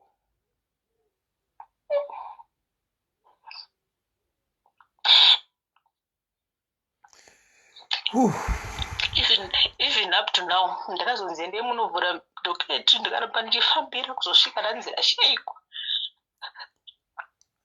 Hatomboziva kana namanje hatomboziva. Saka kuti tizoziva kuti ndivo manje pakazita mumbuya wangu vaibva kuGlenview vari mubhazi vaitouya kunhamo, saka vanga vasingazivi pavari kuenda. Saka mamwe mafriends 2 anga atori mubhazi imomo vachitouya kunhamo. Anzwa kukopera vachitaura kuti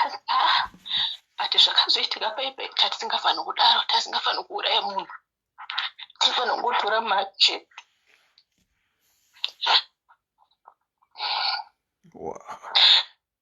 Saka vakomana vasvika vakubata maoko yangu vakandikwenya vakati ndonyaya inge ichitaurwa nevana pavanhu vaipanga pane best friend yake. Zvinondirwadza ndinoti ndikazvifunga.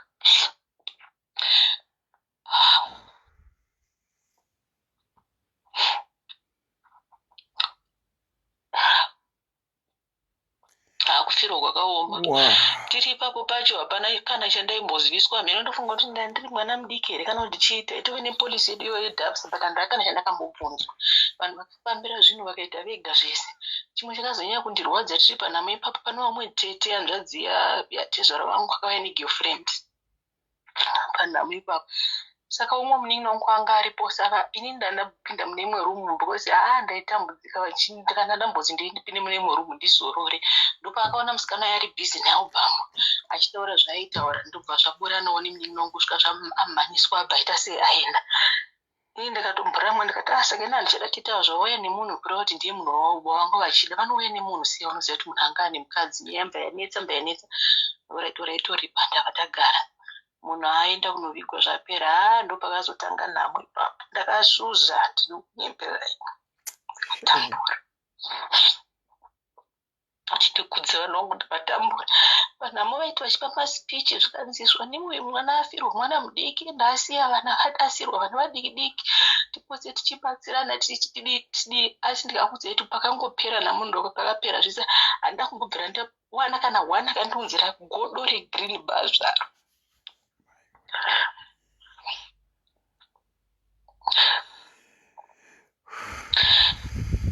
So sorry Kola. Abamai vangu vaitogorozva uku kumusha kwavaigara. Ndopandambogara pamba paipai ndobva ndaona kuti zvipano zvakaoma. Saka murume akashaya musi wa7 December nditi. Paive newo mwana abamino aitowariwo pamba ipapo aitoshanda 7 December. Ini ndaendasirwa vana tuka. Ivo vanga vasati vane mwana. Can you imagine kuti paChristmas vakatengerana hembe dzeChristmas vakadii hapana kana akambofunga kuti atengerawo mwana wangu kana mwana anga ane 3 years anga akuziva kuti Christmas. Hapana akambofunga kuti amutengere kana anything kana kudii. Ndabva ndaona kuti ini zvepanapa zvaakunetsa. Ndasunga hangu mabhegi angu pandaenda kuna mai vangu. Ndaisvika ikoko futi upenyu hwacho taimira wanga uri hwekubatanidza pamusi sungu aiwa kwamuriwo mubva kuti maini ndingavamboya kunoti vanyeradzi. Panoenda kumuriwa kweya zvazviri wese munongoziva life yeparuziva. Ini ndasina mbojera life yeparuziva ndakakurirawo mutauni. Pandatoti zviri kunetsa zvepano. Vankuru vangu mbautonditi amachidii kusiya vana maini ndikamba ndati inini I think nyaya inotoita panapa kandi yekutoti inini semunhu anoruka ndongosiya vana ndoita sei ndoenda zvangu kuBotswana ndotangira ipapo. Apo pasipoti handina. Vamukuru mbavati munogona kungosiya zvenyu vana. Ndabva ndaona kuti kusiya futi vana panapa nesituation iri panapa hapaiti. Ndobva ndadzokera futi kuna mai vangu ndobva ndasiya vana. Apa handina kana senda ndakana chandakasirwa handina kana chii. Munhu akangofa nemari yake vakatora mushamwari chakatorawo kati kana chandakawana kana shamwari akatora kadhi. Akatora. Aiziva pin number dzekadhi. Because I trust shamwari chisingaita. And andazombomuona kubva ipapo kusvika zvino. Chaakangokwanisa kuita ndaive tine muziva mamwe maredhiyo anga ari kudhara mamwe ma5 disk changer izvozvo zvombombe zvaiti zvanzi vakanzi president here so saka vakainga vakaitora because yainge yakustika madisk vachienda kunoigadzirisa. Ndikatombomufondera kuti chindiunzirawo redhiyo iyaya zvayakagadzirwa kainge yakabhadharwa nditengese ndikwanise kuwana start akaramba nayo. Ngosiya zvakadaro saka ndakazonzwa kuti ndakazofonwa naumwe bamwe wangu zvikanzi rekoredhiyo yayo yasiyiwa hanzi yamutore asi handazombobvira ndamuona. Ndatotaurawo nemwe shamwari yangu aindiziva ndakakurawo ndinaye mbanzusa situation yangu but ini ndine passport nyowani asi ndichine imwe passport iri valid. Chitora passport yangu ite sei ukwire uende. Panamboruka ndiri kumba ikoko ndobva yakwana mari yebhasi kuti ndiende kuBotswana. Zvanga zvakaoma, tikatobvisa picture yake tikanamira yangu pamusoro. Ndikaenda ndokuenda kwandakaita kuBotswana. Vanotanga kuruka musoro, ndatanga kuruka musoro ndiri kuBotswana kuya. Apa mwana anga ane prezo yatime kuti achienda kuchikoro manje yange yakwana. Hakuna kana atsvagira nzvimbo. Aruka. Saka ndakazi ndavadzosera ndaona kuti upenyu hwaoma ndavadzosera kumba kwabereka baba wacho manje. Vana vari ikoko, mwana wangu kuti aende grade 1 hapana kana atsvaga nzvimbo, hapana zvaitwadza, hapana kana mari.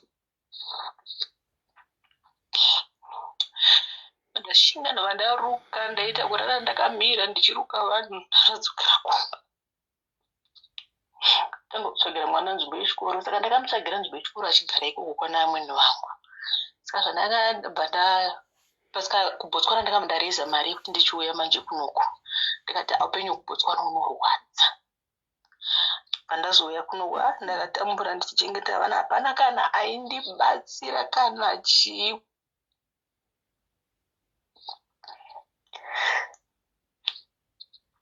Wow, so sorry Kona. Asi ndingoda kutenda Mwari, ngoti Mwari vakangondisvitsawo pavandisvitsa nhasi ndakarera vana vakakura. Mmoja akutoita matric, mmoja ari kuita form 4. Wow. Saka ndakagara ndakatozorwara, ndakarorwa last year but 1. Makarorwa henyu vana vakura? Ndakarorwa navakura. Ndotenda Mwari kuti munhu wacho akanditora hake. Mumwe mwana togara naye. Mumwe wacho akati ada kutanga apedzeke kunyora form 4 ozouya. Asi ndoda kungotenda Mwari kuti vanhu vakandirasa, ndakatambudzika, ndakaita shungu. Pandakauya kunoku ndaita zvekutengesa kusvika zvaramba, ndobva ndatanga kushanda ndiri madhumbe. Mwari zvavanoita vanongozarura. Pafirst basa randakatanga kushanda kubva tatekerwa kuti nemurungu. Wow. Vakandisa driving, vakanditengera mota, varwadziwa nekuti life yako apa unongotarisa kuti life yacho unongokakura uchitambudzika zvokuti kuchikoro chaiko handina kumbonyatsoita ndaigona zvokuti but ndakura manje zvakasitanga kuoma, tinongova kurizina zvinhu zvakawanda zvakupinda mupfungwa makomo. Saka ndazombobuda zvakanaka sokuti ndakatozotanga kuti ndatokunoku ndakuona mukana ndopandakasitanga kuti osvikuendaenda kuchikoro. Saka nyaya yekufirwa yakangooma, ndikutaurire zvinhu yakangooma zvokuti ndikutorimemba pane pandakazonoti manje ndakutora vana kwavaigara ndakuvaendesa kumba kwedu bhoso zvazvakuita ndakukwanisa kusapota vana. Ndikaudzwa kuti vana ivo ukavatora tageza muoko, chinenge changowanika chiti kuvana ivavo unozvionera. Ndakamboudzwa kunzi kuda kutora vana vedu kuti unovasanganisa nerumwe rudzi kuti zviite sei vana vanogara pano. Ndakatambudzika. Ndikanganwe imwe incident yakandirwadza ndiri mutauni. Ndaenda kuti ndinotora mabirthday evana. Ndaida kutora mabirthday evana nedeath certificate. Pavanditaurira kuti zvoni death tinoda kuti pange pane imwe hama yake. Andi vanotorwa pamarket square paipai. Ini nati zvongoshanda padhuze nepamarket square muna padhuze imomo. Can you imagine kuti I found him kuti nini ndabva kudombosha ndiri muno mutauni saka ndoda kutora. Saka vati uya nemunhu ane senemu yakafanana. Saka inini ndafunga kuti zvamuri padhuze muite sei. Vakanditaura kuti havakwanisi kubuda pabasi because vanga vane time vachimbobuda last week vakambobuda vakawanda zakanasa vasi kukwanisa kubuda because vakanga vasingadi kuti titore. Vakutonditi nini hanzi fonera ikumba kuchitumbiza bamweni vauye. Ndava ndafona kumba kweko bamweni vakutonditi hanzi uyai munditore. Ini ndabva kudombosha ndinotora munhu kuchitumbiza ndodzoka naye mutauni. Saka chandakangokwanisa kuti ndakatadza ndakarwadziwa. I just broke down. Ndakatanga kuchema ndiri mutauni munoziva ndakachema.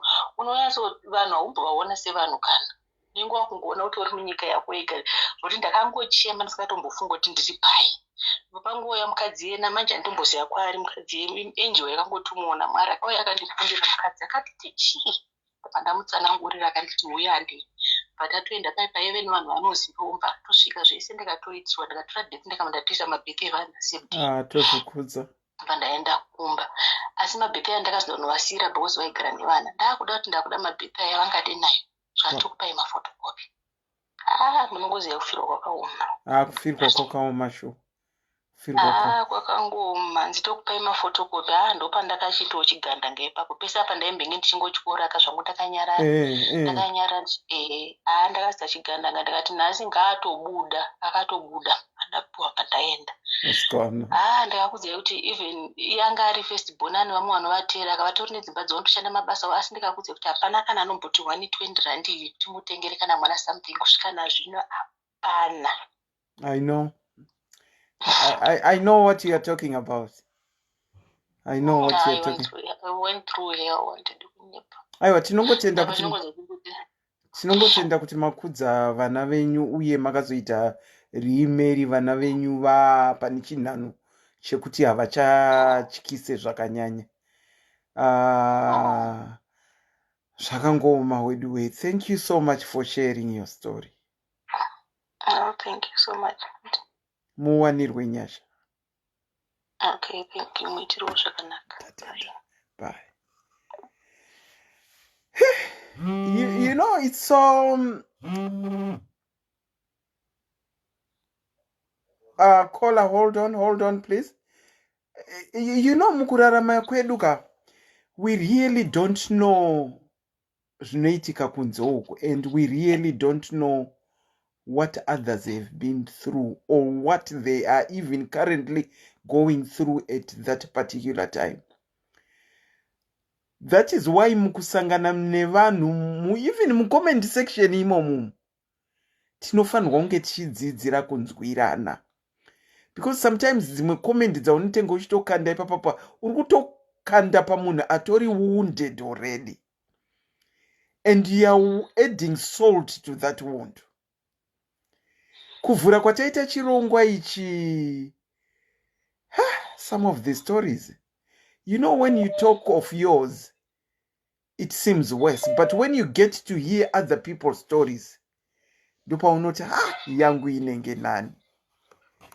Kola, tinokuchingamidzai pachirongwa madekwana ano SIS MELLY's Diaries. Maswera sei?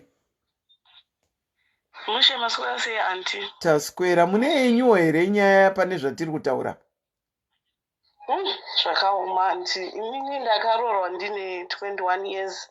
Okay. Then ndaroorwa ndine 21 years ndabva ndaita mwana at 22, a baby girl. At 23, murume achibva aita accident. Ndabva taendesa murume kuchipatara kuchitungisa hospital. Anti hakuna kana hama yake yakauya kana kumuvhizitira. Akagara about 3 weeks. Hakuna kana hama yakakwanisa kana kumuvhizitira kuhama yake. Dzaingova hama dzangu. Because paakaita accident akanzi akarasa ropa rakawanda. So hama dzangu ndo dzaicontributa in everything. Kuna kana akakwanisa kana kuuya anti. Kusvika murume azofa akafa musi wa1 April. Afa musi wa1 April mwana anga ine 1 year 7 months. Then ane 1 year 7 months zvakadaro, and I was too small. Kufungana ameno zvakangoitika. Pandakanzi nehospital ndiuye vandapiwa hembe nekuti kuti murume ashanda, kangofonera hama dzemudhuze. Amabva dzava dzaudzana. Sike ndakabva ndangokwira taxi ndabva ndaenda kumba kwedu since ndiri ndega kuchitumbisa. Ndaenda kumba kwedu, hama dzangu ndobva dzatsaya kuda kubatana nehama dzemurume wanga ndakaroorwa naye kuti tifambise mafuneral arrangement kuti oigwa kupi chichoitika. Unfortunately vakatoramba kubatana nesu, vakatoti mwana wenyu zvatouya ikoko zvatovharana isusu taakuchiviga kwedu wedu iye ngaangoito zveikoko isusu toviga kwedu. That was the situation on the ground. Saka vanhu vakazotanga kubvunza kuti ko hembe ko chiitoita sei. Unfortunately vanga vasisade kubatana neni nehama dzangu. Saka ndakazokumbira shamwari yemurume wangu kuti andiudze kuti what was happening. Asi rina murume wangu haana mbochemwa. Saka kurufu mamusikwe? Hakunomboitwa rufu. Kwakaitika chii? Hakuna tairoja, hakuna munhu akada kuvhurawo imba yake, kuti vhurirawo imba yake kuti ticheme murume wangu. Hakuna landlord pandairoja akangotiwo handitendere kuti vanhu vaungane pamba pangu. Saka nyaya yanga iripo yanga iri nyaya yekuti zoni vanga vada kuti vatize nebhodhi ndisatombono kana murume wangu achibva mumochari hembe vaida kundisira.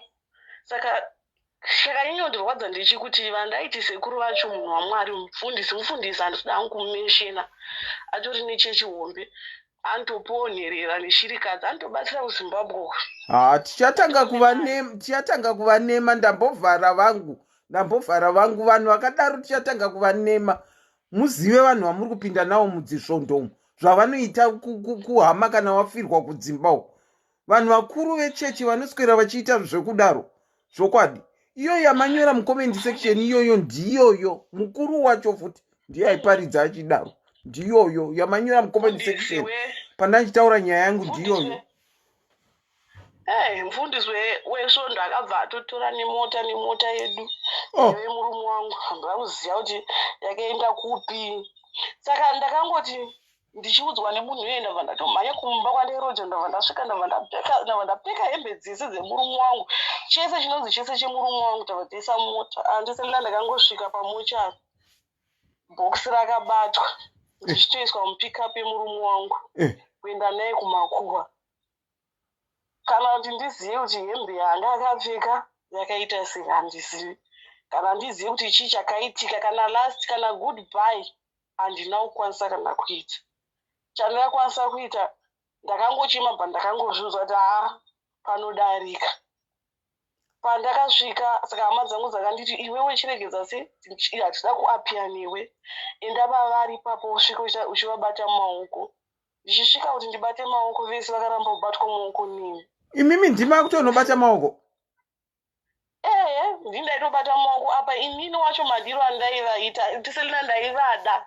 Munoziva kana wakaroorwa unenge uchivada kuti vakude. It's like ameno varora vadiki we try to buy love kubva kuhama dzevarume. Ndakatozozvina kuti hazvishandi.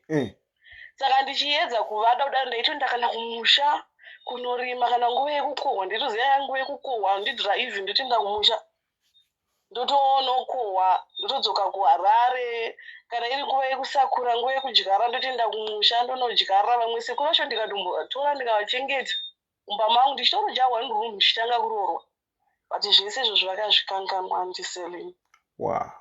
Vatangosvika vatabva hama dzangu dzadzazongoiswawo machangani because ndandakaza hama dzangu dzanzi totomboendesako masuitcase ingoisa kana mumachangani bhegi wape hembe.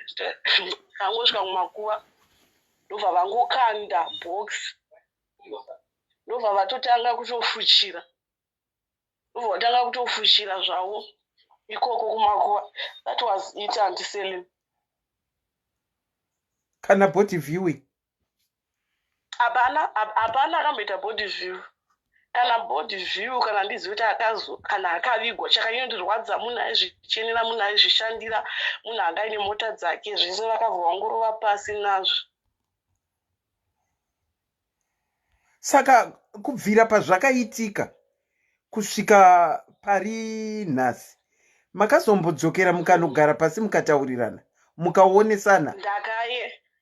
Ndakaedza kutaura vamwene vangu munin'ina wamwene vangu zamwene vangu sheshe vanga vakafa. Ndikavaudza kuti mama honai zvakaitwa namufundisi vakadai hanzvadzi yakadai of which inini ndini handiri mukadzi wemunhu ndichirapisa munhu murume wangu ndaimuda zvese but amwene vangu its like vakatofevheriwa hanzvadzi dzavo nanhasi. Saka taure neni musi ndakatovasendera message ndikati mama mwana akura ari kutena 10 years mangwana. Kana mangwana acho kana kuzomboti happy birthday kumwana. Saka motikari yakazoenda nekupi? Handizive andiselina yakatoenda nditozive.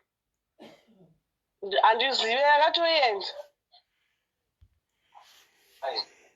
Wow. Hello. Inga makapindana nezvimwe nai. Zvakatooma zvakatozarana zvakadaro. Saka after that nanhasi mwana atokura ane 10 years. Saka ngozvisiya zvakadaro but nokuda kupa advice hangu. ipa yenyu advice kune vari kuteerera. Taurai henyu. Ngavasatenge rudo. Ngavasatenge rudo, vanhu ngavangove genuine kwavanodiwa. Ngavangoitawo zvekudiwa ukangoona kuti apa handidiwe, vanhu ngavangosiyane nazvo because at the end ndiwo unochema. Zvishuwa. Zvinezvi mwana haatozivi kana kumusha kwababa wake kana chii. Aiwa, achakutsvaga akakura. Achakutsvaga akakura Kola. Handitorina shungu nazvo ina handisirina. Because ivo baba vacho vaitenge vaitoziva kuti vari kufa. Because akatosiya umwe musi asitorememba mumwe musi tiri musitting room.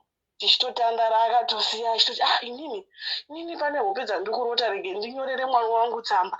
Akatonyorera mwana tsamba akatosimba. Akatonyorera mwana akatosimba kozvinini ndakutotya kuti maybe vakaita something kumugadzira kana kudiki kuti afe ndakutotyawo. Wow, so sorry about your experience Kola. So very sorry. But chengetai mwana anodzokera akura. Vangu vakazoenda wani vakunotaura nehembe dzababa wavo ndokuzogoyewa kwadzakaita. Vanodzokera vakura. Vanodzokera vakura. And chandinongokuencourage is not to say anything bad about them to your child. Never. Apa mwana wacho anogona sei andiselina anogona even see kuti future yake iri bright, but hama dzababa wacho hadzina kana mwoyo naye kana basa naye hadzina.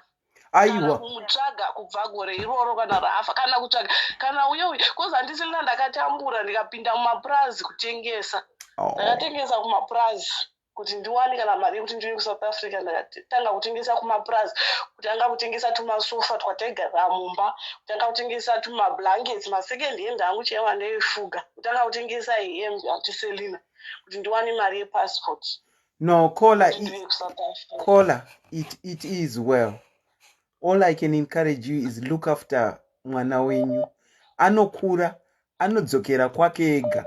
Zvandiri kukuudzai kuti vangu vakazodzokera vachinokonfuranda kuti hembe muri kuzvifambisa sei.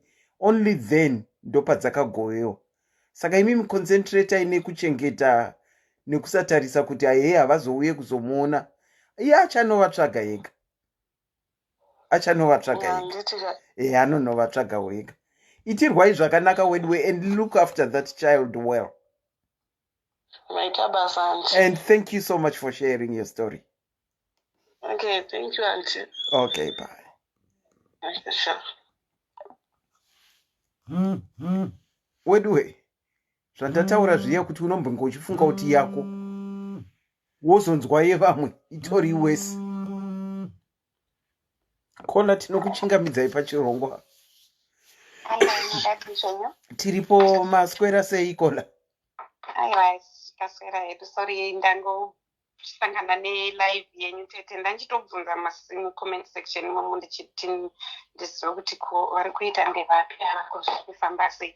Anyway, inini nyaya yangu is just one of those stories dzinongobata. Okay.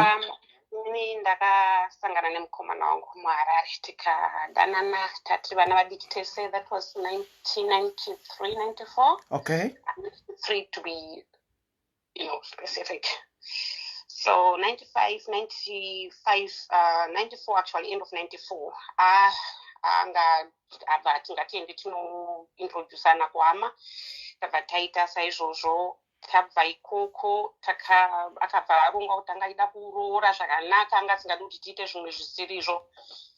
Zvakanaka zvikaita sei, baba wake tanga takuzivana, ndanda kuzivana navo, ende vanga vachitoencourage chaizvo kuti tinge tichiita zvinhu zvakanaka. Saka baba vakazorwara, atizvara wangu vakazorwara. Varwara kudaro vari muchipatara vakainsista kuti izvo chingu kana ndichifa ndokuda kufa mwana wangu ari mudzimai.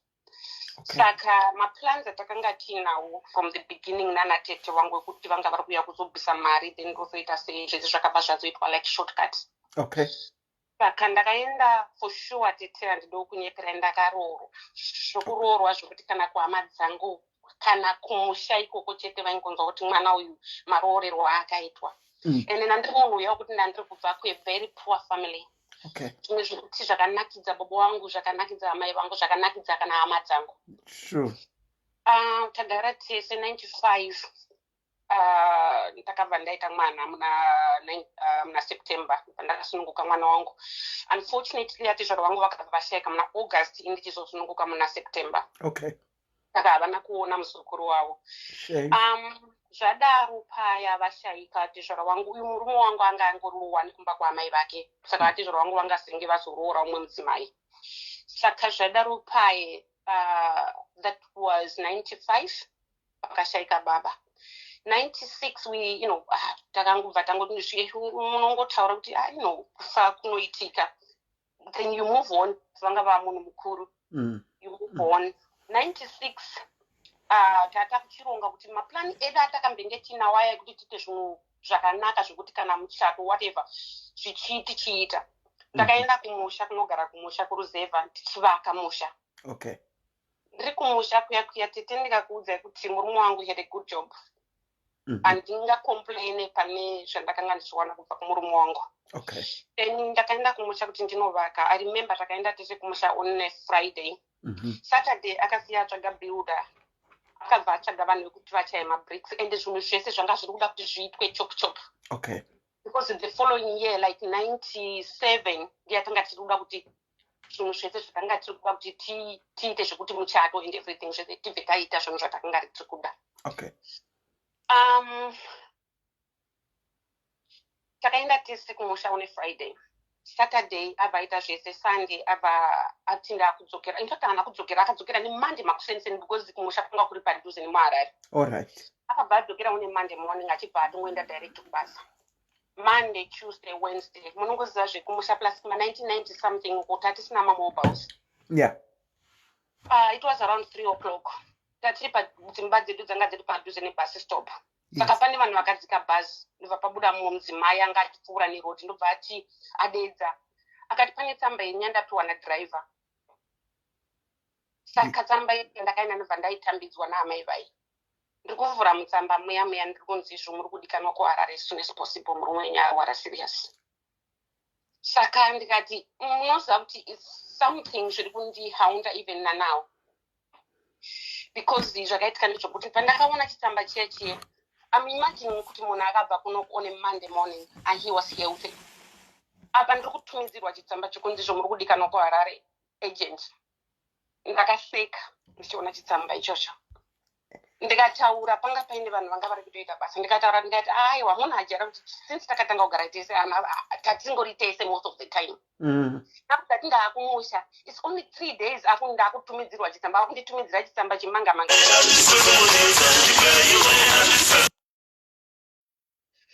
Ndikati chikuda kuti ndidzoke kuHarare. Saka inini kuHarare handisi kuzoenda kuHarare, ndiri kutoita basa. Vanhu vari kutoita basa ende ndiri kutoita basa nevanhu. Muri kundinzwa tete? Yeah, ndiri kunzwa. Sorry, ndiri kutry kukata macalls ari kupinda. I see. Okay. Saka zvadaro paya handina kuenda neWednesday yacho yandakambira tsamba. Thursday handina kuenda. Friday I was expecting kuti iye auye kupi? Auye kumba. Sekuti anga ane project yake ndo zvanga zviri plan yanga iripo kuti aizodzoka kumba. Saka Friday yacho niyo haana kudzoka. Friday pasina kuuya ndobva ndati angafanira kuuya kumba but haana kuuya. Chitsamba chiye kuti nditi ndilinge chitsamba chiye nekusauya kwaita Friday. Hazvina kutomboklika mupfungwa dzangu. Saturday akaswera makuseni haana kusvika, masikati haana kusvika, manheru ndobva ndakachizotanga kuva worried manje. Saka Sunday pandakaona kuti weekend yakutopera ndobva ndakanyatsoona kuti no, that's not him. Ndegedza ndiende ndinoona kuti chii chiri kumboitika. Ndakabereka mwana kana ndane mwana, remember mwana anga ane 9 months. Anga asati atokwanisa 9 months. Yanga ane 9 months ndizvozvo. Ndakabereka mwana wangu ndokuenda kuHarare. Ndichinosvika kuHarare ndakati ndichidzika pabus stop mukombi yandakabva nayo mutauni, ndichiona ambulance ichibuda mustreet medu. And ambulance yacho handina kuziva kuti ambulance iri kubva kupi. Ndangangofungidzira kuti hameno kwairi kubva. Ndakazosara kunopinda mumba, ndiri kutosvika mujurawo in fact pandakaudzwa namama waringo varipo zvikanzi asi muri kutobva kuchipatara mabva makadungaminzana neambulance yeyi zvikanzi vanga vauya kuzodropa varume wenyu. Kuzodropa varume wangu. saka ipapo manje ndopakati yakangoti saka chitsamba chiya changa chiri chechokwadi. Ndakabvunda ndakamira panze kuti what to expect. I was only 22 years old. What to expect? Ndichipinda mumba imomo. Ndakapinda mumba imomo kuchipatara anga atobudiswa kuchipatara Shinzi pasina zvachakwanisa kuita. Zvanga zvaitika like a few weeks ago anga amboita accident, but this time akatorwa kubasa achinzi izvo anzi akacomplaina neheadache ari kubasa. Saka akatorwa from work straight achiendeswa kuParirenyatwa hospital. Saka pandakapinda mumba manje ndiri kunosvika ndiri kuona munhu andiri kuona kuti ndiye murume wangu andakaparadzana naye like on a Monday morning. It was like singe izvozvo zvokuti akuni imagine kuona munhu akaita singe izvozvo zvangari. He was like a different person. Kuti nditaure naye kuonai chii kana kutaura ngasingakwanise kutaura. Murume wangu asvika pakutaura ingati akasvika pakufanisina kukwanisa kutaura nemurume wangu.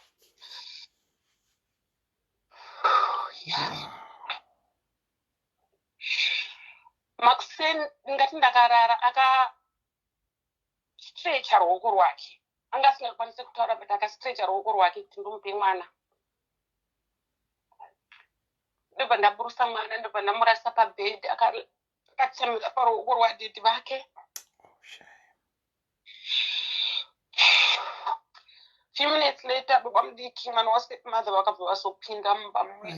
Ndobva ndavabvunza ndikati ko baba mudiki chichi. Akanyora tsamba ndiani. Zvikanzi ndini ndakaisa pabhazi. Tikati pamakanyora tsamba mukadi kunditaurira kuti chii changa chaitika kana kuti chichiri kuitika. Ndakadai ndakauya ndakakwanisa kuona kuzo ndakangiri nemurume wako. Havana zvavakakwanisa kunditaurira. Mangwana makuseni acho apana ivo vanga vanditi ngatiende kumachechi. Kuchechi kwacho kwavakanga vachinditi tiende kwanga kuri kuNotoni. Kunotoni apa ndifungidzira kuti Notoni nemaonero andiri kuita munhu it's opposite direction nekumusha. Inini apa one hapana kana mumwe munhu kumusha akanga achiziva kuti chii chiri kuitika. Saka ndakamuka makuseni yanga yava Monday. Ndibva ndamuka straight ndibva ndaenda kubasa kwake. Ndibva ndanovatsanangurira ndikati ndizvo zvacho zviripo. Akabudiswa muchipatara nezuro saka I really need help. Handisi kuziva kana kuti ipapa chandakuda ndechekuti ndiende naye kumusha kuhama dzake. Saka vakanditi hatikwanisi kukupai motikari. Zvatinogona kuita ndezvokuti tokupai mari yokuti mukwanise kumutakura muende kumusha. Because paakange amboita accident paipai pane vanhu 2 vakashaika. Saka motikari dzekubasa kwake pane 2 dzakanga dzaenda nekumafuneral evamwe vacho 2.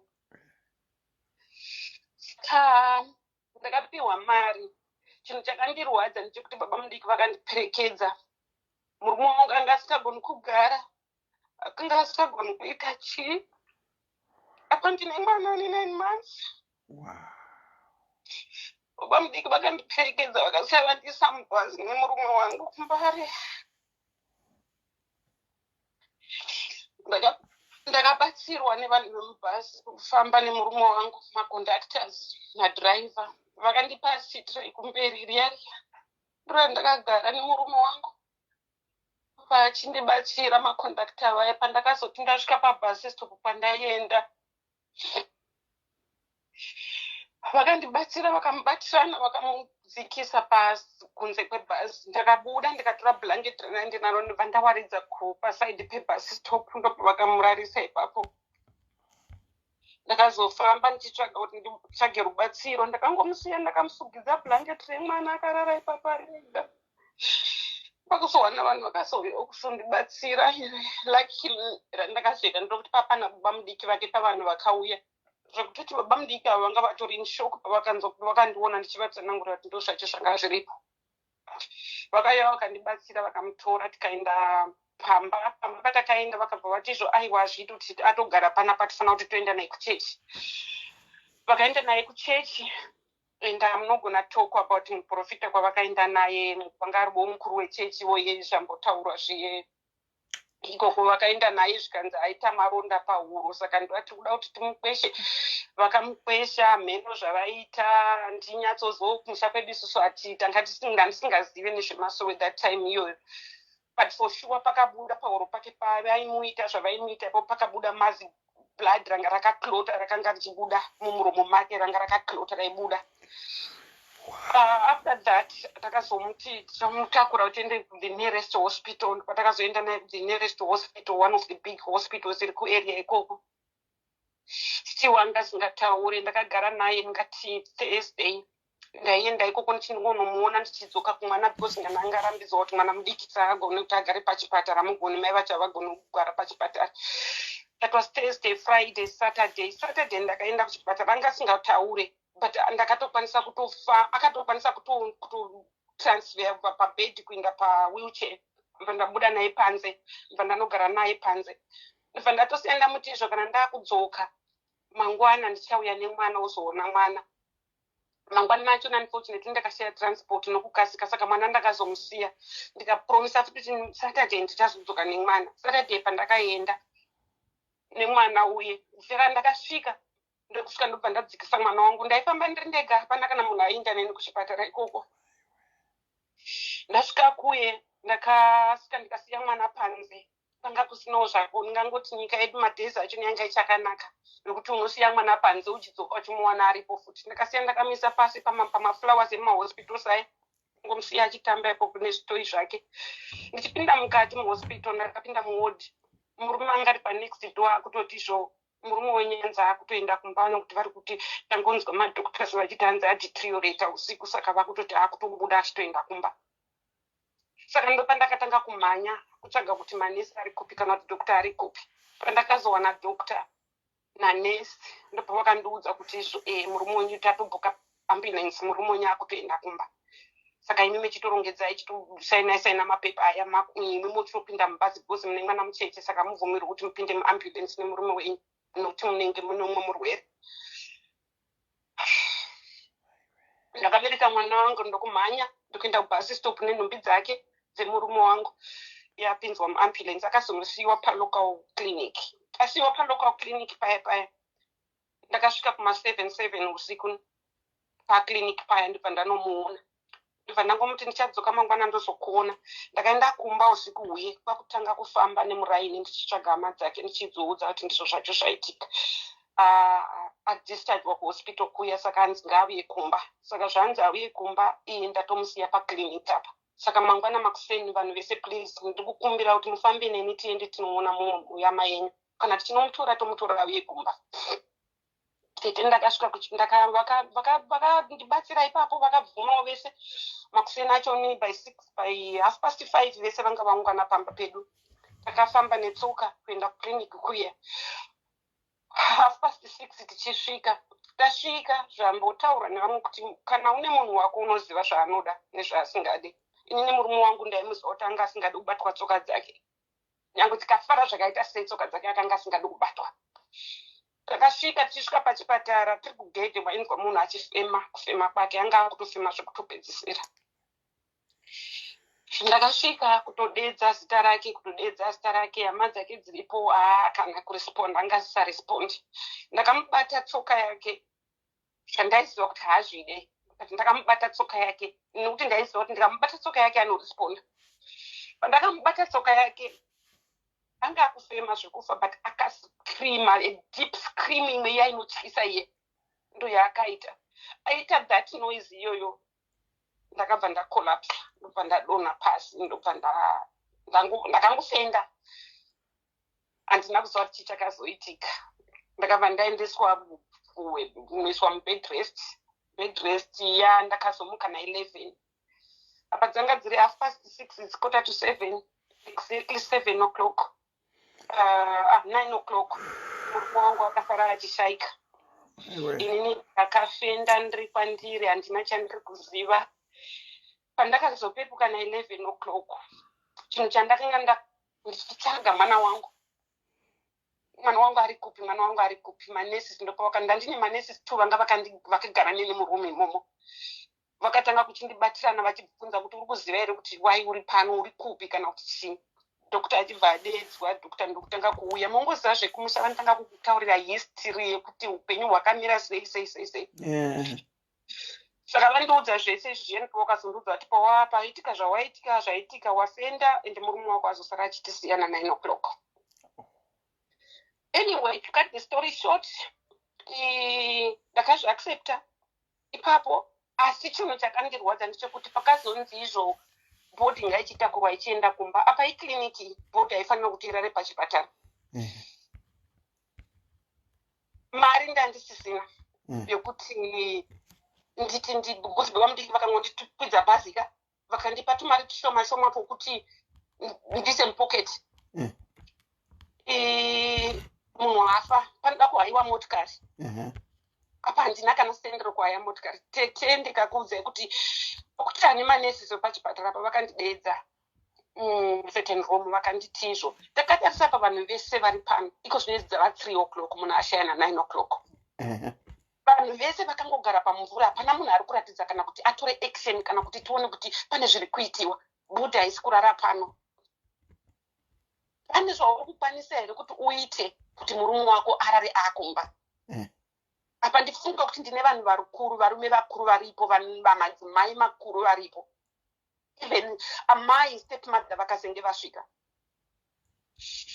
Ndakasvika pakuti kutora chinhano chekuti kana baba mukuru, mwana wokababa mukuru vemurume wangu, vandakati baba mukuru endai kumba munosunga chikochikari. Kana masunga chikochikari pindai mumba mangu, ameno chikochikari kuchaji kuti vaitwana kupi. Mopinda mumba mangu motora matress yangu, motora mablankets. Tatine mablankets edu, murume wangu anga akatenga mablankets ake akawanda. Ndikatora mablankets kana 4 motora mapilo mouya nazvo. Because inini mari yekuti nditakure chitunha kubva pano pandi haye motikari andikwanise. Apa kuti nditi zviri kunzi bhodhi inofanira yabuda muchipatara pai Manheru. Saka mumochari pai Manheru. Saka this is the only option yandinayo. Vakaenda vakanoita saizvozvo, vakauya nechikochikari chiya kuma4. Vauya nechikochikari chiya kuma4. Panga pane madzimai makuru.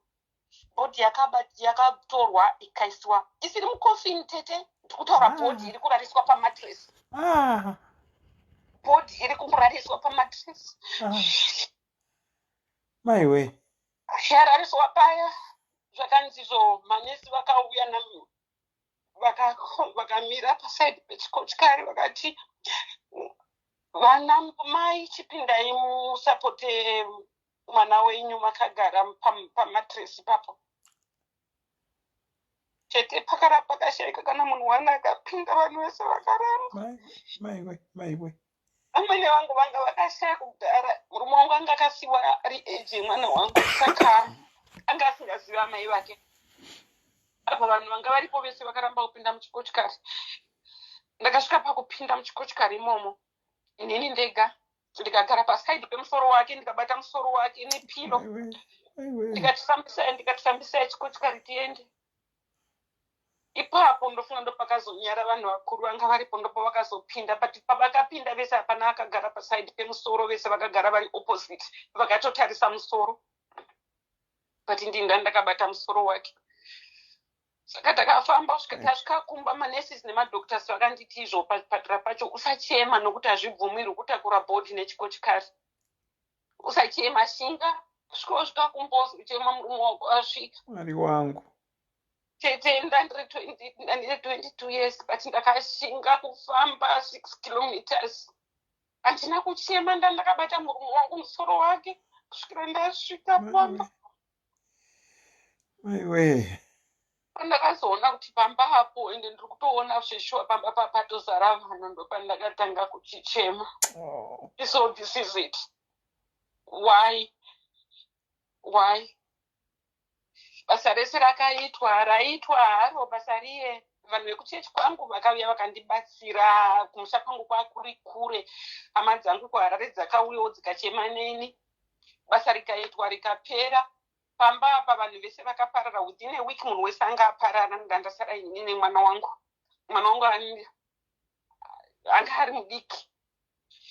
Zvadaro ndakazonzi izvozvo kuti muroora hapana munhu ari kugara naye pano, saka ngaenda anogara kumba kwakazvarwa tezvara wangu. Ndopandakazoendeswa. Baba wangu vakazosvika like a day late, 2-3 days later, vachibva kumusha kwedu. Saka vauya paya baba vangu vakanosvikira pamba pangu. Ndokusvika pamba paya patori padongo hapana munhu. zvinhu zvese zvatotakurwa. Vakazosvika vakazodirectwa kuti wairi kumba kwakazvarwa tezvara wangu baba wangu vakachema vakaramba kupinda mumba vakati ndakutoda kutora mwana wangu pamwe mwana wangu anga asingagarisane nevamwe zvakanaka wai zviri zvanzi mwana wangu afirwa paakutakurwa kunochemera murume wake kumwe kusiri pamba pake nemurume wake.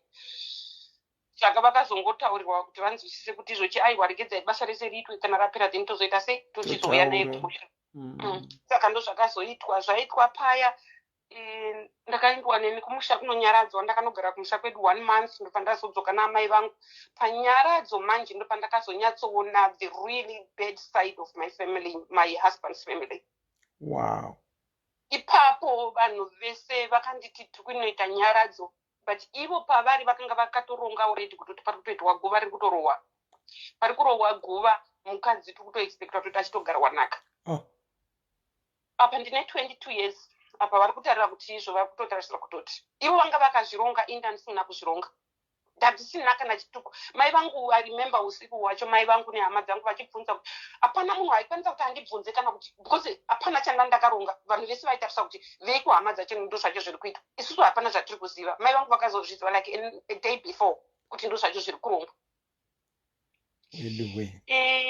Mwari wangu vakuti mai vangu vakundidedza pasaidi usiku huya wakati naiko saka zviri kufambiswa sei iwo pane zvavo. Ndikati mama inini inyaya ika asi kana kuda kutaura nezvayo hapana akambondikonsulta kana kuti vati vataure neni kana kuti patichaita nyaradzo ndo pacho pachaitwa zvinhu zvakadai. Inini decision yangu yandichatora iri mupfungwa dzangu. Zvandichaita ndizvo zvandiri kufunga izvezvi. Ndikakudza kuti namanje wacho even hama dzacho dzekumusha kwacho dziri kufungidzira kuti mai vangu vakandifurira. Mai vangu havana kana chituku chavaiziva. Ndakaita zvandakaita ndakazviita zvaiva mupfungwa dzangu ndo zvandakaita. Maiwe. Ndandakawacha video yaneria iyaya some time ago. Neria Basically tete ndo zvandakaita. Ndo paneria ndizvo zvandakaita. Zvakaitwa pavideo yaneria izvozvi ndo zvandakatedzera kwete kuti ndandakazviudzwa nehama dzangu kana kuti chii. Makusina acho vanhu vakamuka vakaungana and for sure varume vakauya vakachitina vazukuru vana baba mukuru but vekusaidi kwemurume wangu chako kuimba imurume wangu vana step baba mudika aiwa hapana kana one akanga ari padhuze achiratidza kana kuti vanga vari interested. Vanga vari vekune dzimwe dzimba vakanga vachiratidza kuva interested. Mati vanga vakachena. Vakauya vakachena zvokuchena nakakuti tinosarudzwa kamudzimaika kuti nhasika mudzimai ari kuchuza murume wake waari kuda. Ivo kwavari ivo vakanga vakatozvironga. Ini kwandiri ndasina kuzvironga ndasina hapana munhu akanga andikandiudza izvo zvokuti ndo zvatichaita. Saka zvadaro paya inini ndakapiwa dhishi ranga rine mukombe nechidemo ameno zvikanziso chinda usarudze murume wauri kuda. Vanhu vese vaunganidzwa vagara makomo evanhu vakagara ipapaya. Inini ndaenda paya ndatenderera nechidhishi chiya chendobva ndadzokera nacho ndakatotenderera nako kune varume vacho ivavo vese ndokudzokera nedhishi riya ndobva ndaenda pana tete mwana tete hanzvadzi yemurume. Bva ndaenda kuna tete vaindikati tete ndiri kukumbira munondipira munondidzosera dhishi iri kuna nababa andikwanise kuti nditsvage mumwe murume ndokuda kuchengeta mwana wangu. Saka tete vaya vakatodhishira ndobva vaenda naro kuna tete hanzvadzi yatezvara ndo vakazoudzwa nyaya yacho ndobva vazoenda vanodzosera kuna nababa vakati aiwa muroora ati hasi kuda ari kuda kuchengeta mwana wake. Tete from that time iyoyo vanhu vaise vakatanga kuchema even varume vacho vakanga vakachena ivavo then vakabva vatanga manje kuchichinja within hours vakanga vachinja zvinhu zvese ndingati zvinhu zvanga zviri mumba medu zvese zvatakanga tiinazvo kubvira kumubhedha nemablankets atakanga tichifuga within 2 hours vakanga vatomeka decision yokutoti zvinhu zvese zvinofanira kugohwa. Zvinhu zvese zvinofanira kugohwa. Tatine mablankets ndofunga mablankets anga ari mumamedu ma2 in 1 ainge asvika kana kuma10 because basa raakanga achiita murume wangu aivigirwa from abroad nemafriends ake. Akagohwa magumbezi iwayo tete ese ndofunga pakasara magumbezi anenge kana kuti 2 kana kuti 3. Vagova kudaro tete vasati vapedza kugova magumbezi wapana tete vakazosimuka vakati hama dzangu zvamuri kuita zvimuri kugova zvinhu zvakaita senge magumbezi mwana uyu achazofuga chii mangwana. Ndipo vakataura zvikandizvo aiwa chatogohwa mungadai mataura kudhara but zvinhu zvokuti zvinoudzwa munhu izvozvo aiwa mubhedha watairara chaiwo vakatora 1 wakanga uri kuharare vakatora 1 wakanga uri kumusha zvikanzi tiri kutengesera mwana tv yakatorwa zvikanzi tiri kutengesera mwana redhiyo ndizvozvo tunhu twese twatakanga tinatwo tatiri vana vanga vachangoroorana tanga tiri kutokurawo but tunhu twatanga tinatwo tudiki itwotwo twese vakatora bank account ndakazosara kuzoenda kuharare pakakanga kusisina bank account yakanga yatotorwa ende nanhasi wese but ndinoziva vanhu vakatora bank account yacho nanhasi wese handitomboziva kana kuti chicha vakaita nayo mari yavakati vari kutengesa tigobatsira kuchengeta mwana vamwe vacho nezvimwe zvinhu zvacho ndakazotozviona like tv ndakazopinda mumba mevamwevo vandakapinda mumba mavo ndikaona tv yacho itorimo mumba macho iko zvino manje apa mwana wangu is now over 20 ndikaona tv iyo yakatofa yakangodisplayiwa chete kometres iye yamakabva nayo kukiriniki pane akago vakati vatapedza pavakanobvisa bhodhi yakupinzwa mumba vanhu vekumusha kwavamwene vangu kwakaberekwa vamwene vangu ndovakazouya necoffin by the end of that day iyo ndovakazouya necoffin kubva kuharare matres iya bhodhi yakazobviswa pamatres ndobva vazonozosira matres pamubhedha wangu saka still yakatotorwa futi izvozvo mumuyoyo mubhedha wacho wakatotorwa amenoti wakapiwani ivo vakati vanga vachitengesa kuti vati ndakazoti kuti ndiende kumusha after zvese zviya zvaita ndaramba kugarwa nakaka vagova zvinhu zvese kuti ndiende kumusha ndichibva ikoko ndichidzokera kumusha kwangu I have to sell chibage ndakanga ndakarima changa chiriko kumusha ikoko kuti ndiwanirwe mari yekuti ndiende kumusha ndokukwira bhazi ndokuenda kumusha kuenda kanogara kumusha ndichisapotwa naamai vangu nababa vangu ndakarwara ndakaita bp pasina kana munhu wanaitevera kuti kana varidza kuti mwana ari kuda chii mwana achazodii ndikanyora matsamba kuti yamudibatsire kutora mabirth certificate remwana ndingati date ndandatonotora asi nekuda kwokuti ndandisinganyatsoziva ndifimo zamafotokopi hauzive kuti iyi ndiyo fotokopi iyi ioriginal sometimes saka ivo vakatora original ndokundipa fotokopi vakuzotiwo manje time goes by inini ndakazotiwo ndambotamburawo ndiriko kumusha ikoko ndokumbuzama kuda kuti zvinhu zvibatane zvinhu zvichiramba asi ndangowana yenze kuti ndibatsire mwana wangu plus hanzvadzi dzaindibatsira vanin'ina vangu namai vangu vachindibatsira kuchengeta mwana ndokutoti mwana ari kutokurawo hama dzacho dzakazouya kuzondibatsira kutora birth certificate mwana anga ava ne3 or 4 years ndopavakazouya kuzondibatsira kutora birth ndanyora tsamba handizi kuti tsamba nganetsa ndakanga ndanyora kuti yamundibatsire kutora birth remwana kubva ipapo pavakatora birth ipapo ndopavakamugira chishoti nechisheti vakauya kuzotora nengeri vacho ndikangoti aiwa maita basi anga asinawo hembe nyowani yaakambopfeka kubva pakafa baba wake vaingopfekawo vanenge vangomukururiyawo ndozvaaipfeka izvozvo ndakashanda ndichibatsira munhu ndichichengeta mwana wangu ndichingoita one here and there ndokuzongoitawo laki rokuti ndakazosanganawo nevamwe mama vandakasangana navo muharare mama vaya vakandibatsira ndakavashandira vakandibatsira vakaenda abroad vaenda abroad mama vaya vakazonditi vari ikoko vakati aiwa wakandishandira ndashanda mushopu mavo wakandishandira zvakanakisa zvandisingatombokwanisi kana kuti ndingati kupoinda anything kuti changa chiri wrong ndokuda kuti ndikuti uuye kwandiri vakanditoresa passport mama ivavo vakanditengera tiketi ndikaenda kwandiri kwandiri kufona ndiri imi tete muri kuziva iko kwamuri ikoko this has brought a smile to my face after all that you have said. This has brought a smile to my face. ndakaunzwa namama vakanga vandaishandira ndo vakandiunza kuno kwandiri kufona ndiri ndo vakandiunza ndikachengeta mwana wangu achichengetwa namai vangu nababa vangu ari kumusha mwana wangu haana kana kuziva hama dzake kuti apa ari kugara kumusha kwangu apa ndiri kuda kuti azive hama dzake but hama dzake dzanga dzisina kana chikuita naye saka mama vakakuunza iko kwauri ikoko vatori muno zvekuti chida vari kutotarira uchiona kana vachifolowa nhingiri vanogona vachitoona vachitozwa kutoti mama if you are here on our diaries platform if you are listening to the lady that is narrating her own story and if you know her voice and if you know the story, thank you so much for what you did. Makamuyambutsa kuti ave mumwe munhu nhasi. So thank you so much. Thank you. Mwana wangu is turning 26 years old in 3 weeks time. Okay. But ari kutena 26 mwana wangu. Kana vachazoona ku YouTube all our programs that we do live, we also take them to YouTube because we have got YouTube viewers who have even gone to the extent of assigning one person anoona malive aya akodzokera kunoti ko iyi live yakaitwa haiko kuyoutube one, iyi live yakaitwa haiko kuyoutube, saka probably as a grown up person vanowacha kuyoutube. If you happen to recognize this story that she's talking about, and if you know it's you who brought her kwavari ikoko, thank you so much. Thank you so much. You can go on, Kola. Thank you so much. Sorry, taura henyu.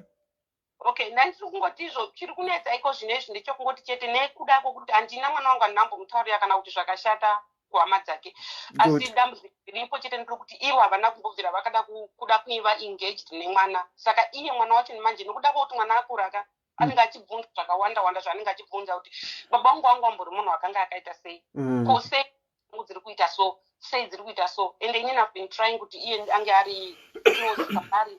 It doesn't matter kuti whatever zvavakaita, ko sei ndisina mbokura ndichimbowaona, hapana kana munhu akandibatsira kana kuenda kuchikoro kana kuti chi.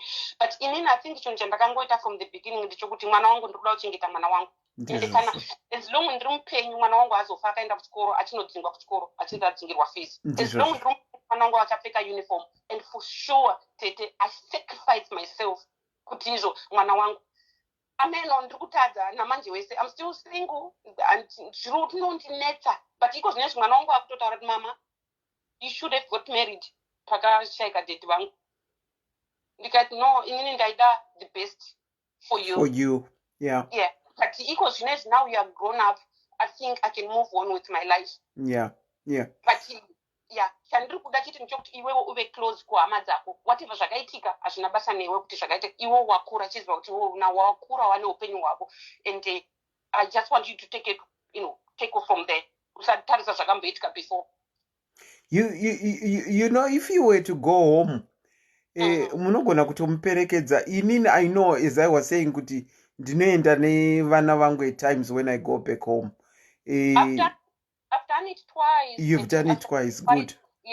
Ndakaenda naye the first time, ndakaenda naye ndikanoenda naye kwakavigwa tezvaro vangu kwavakazenge vatamira. Alright. Then time ndikaenda naye ndikanomutaridza kwakavigwa dad wake.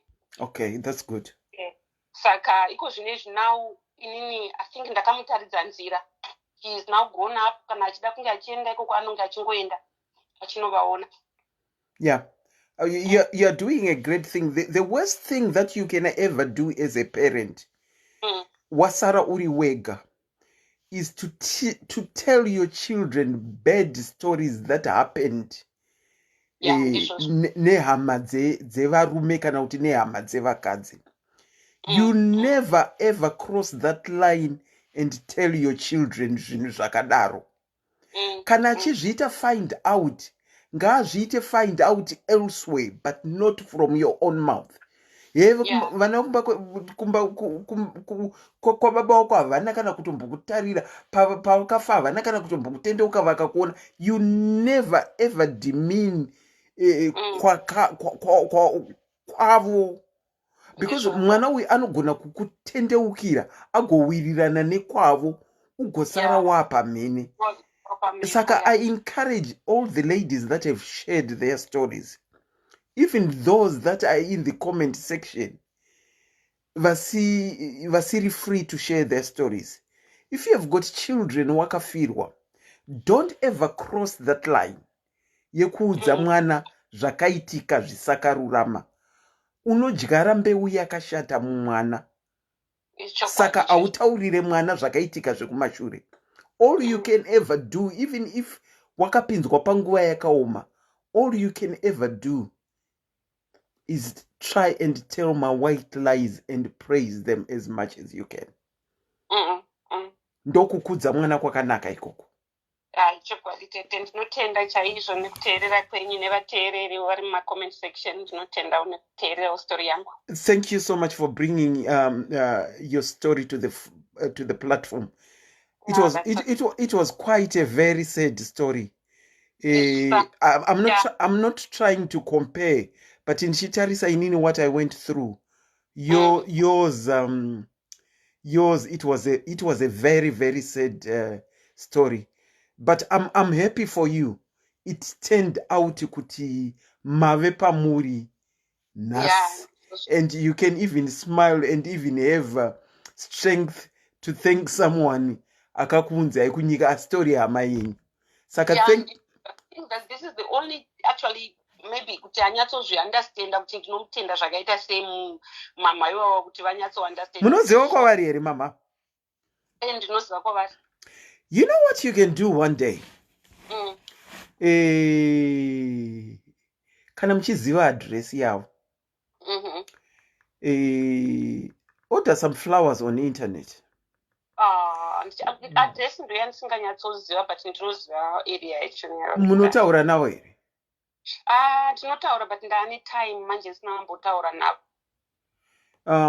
Hamuna email address? Kana email address yavo hamuna? I'm sure ndikatsvaga ndinowana something. Tsvaga muwane something, especially address yavo. What you could do is buy some flowers, buy a thank you card, and put what's in your heart yekuvatenda in the card. Vakawandisa ipapapa, and compared kuti zvanga zviri, like I said from the beginning, kuti inini I was coming from a very poor family. Kuinda kutorwa, wakupedzisira zvese zviya zvakutorwa away from you, wakudzokera futi from the gutter where you came from. And wakuti saka zvichafamba sei. Just to imagine myself where I am now, nezva zvakanga zviri some 25 years ago, nezva vakazondiitira mamava. It's just like a God sent, God sent, Try and find the address and surprise her. Mvaudze vachiri vapenyu haikona kuda kuzomira kana vachini. God forbid. Tidi vanhu vanozomira pamberi pemakofi nevanhu vafa vakuda kutraya kutaura kunaka kwavo, and yet when she's still alive like this, you can do it. It's better to do it when she's still alive, and then even wafa keep quiet about it. Yeah, that's true. Thank you so much. Thank you for sharing your story. All right, you're welcome. Thank you. Bye. Tatenda. Wow. Tinodzipedza here pane 18 missed calls.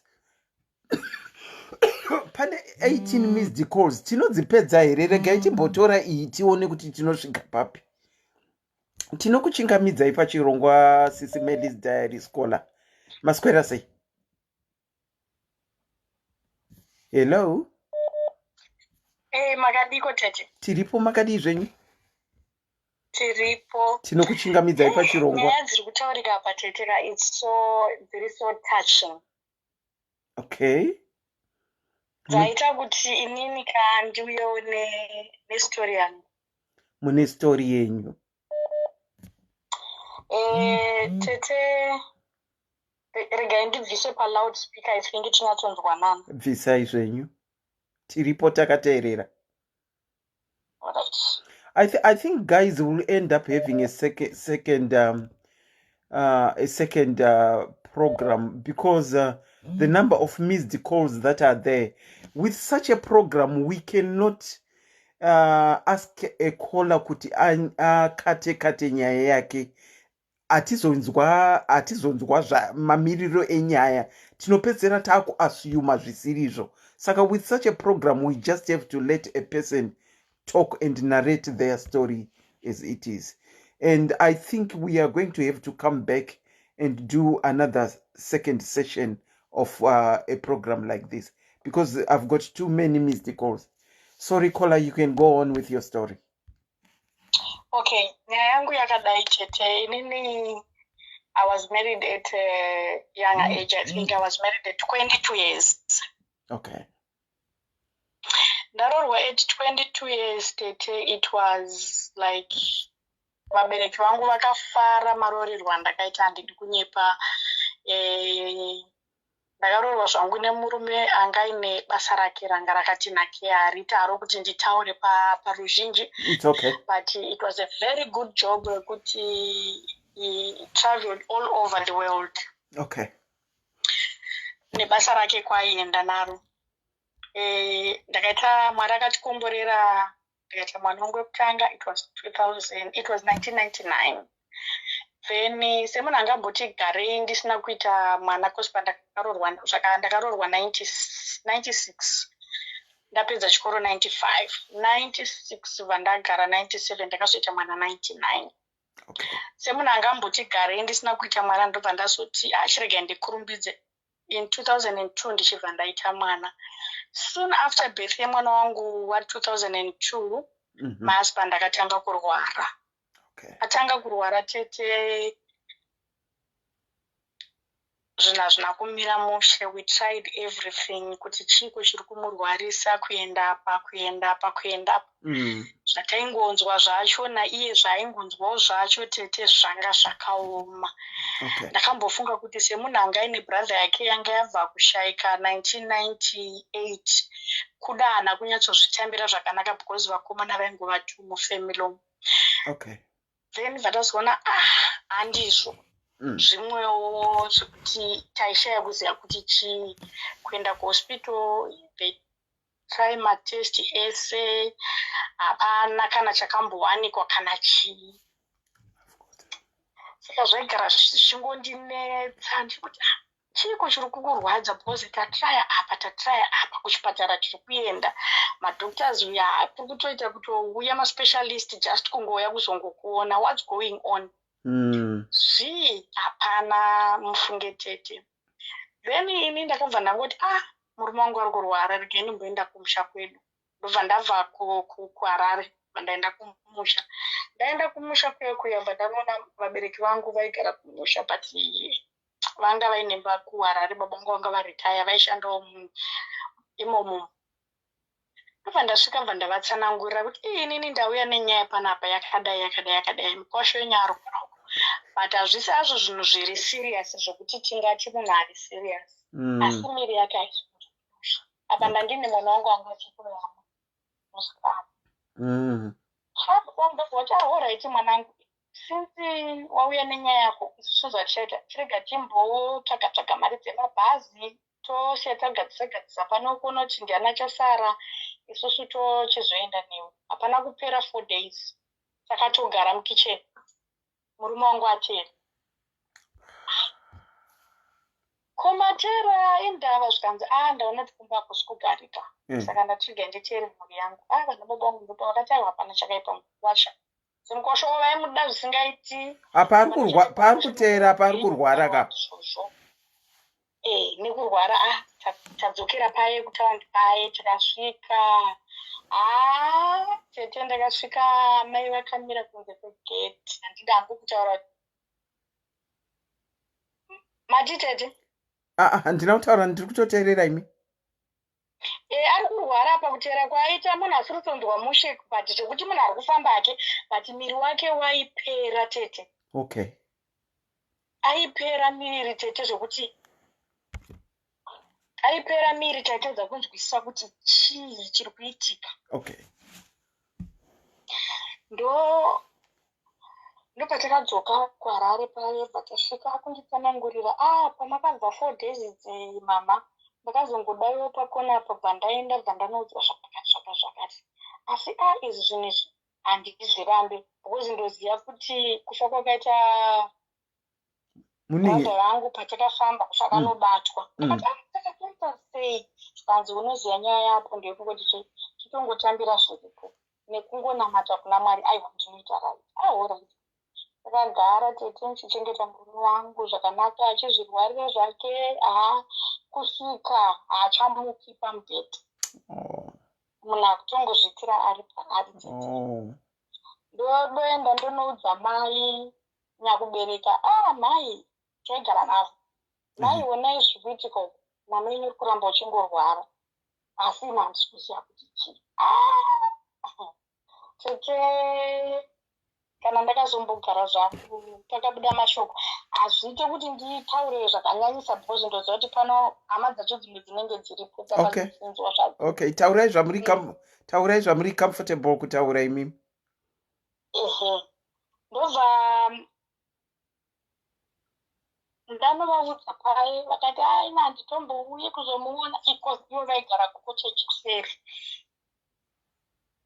Ivo vaigara kucottage kuseri, isusu tichigara kufront. Okay. Saka yange yakaextendwa murume wangu ndakasvika pasina kuextendwa but atanga kuextenda imba ya saka vaigara kucottage tichigara kufront.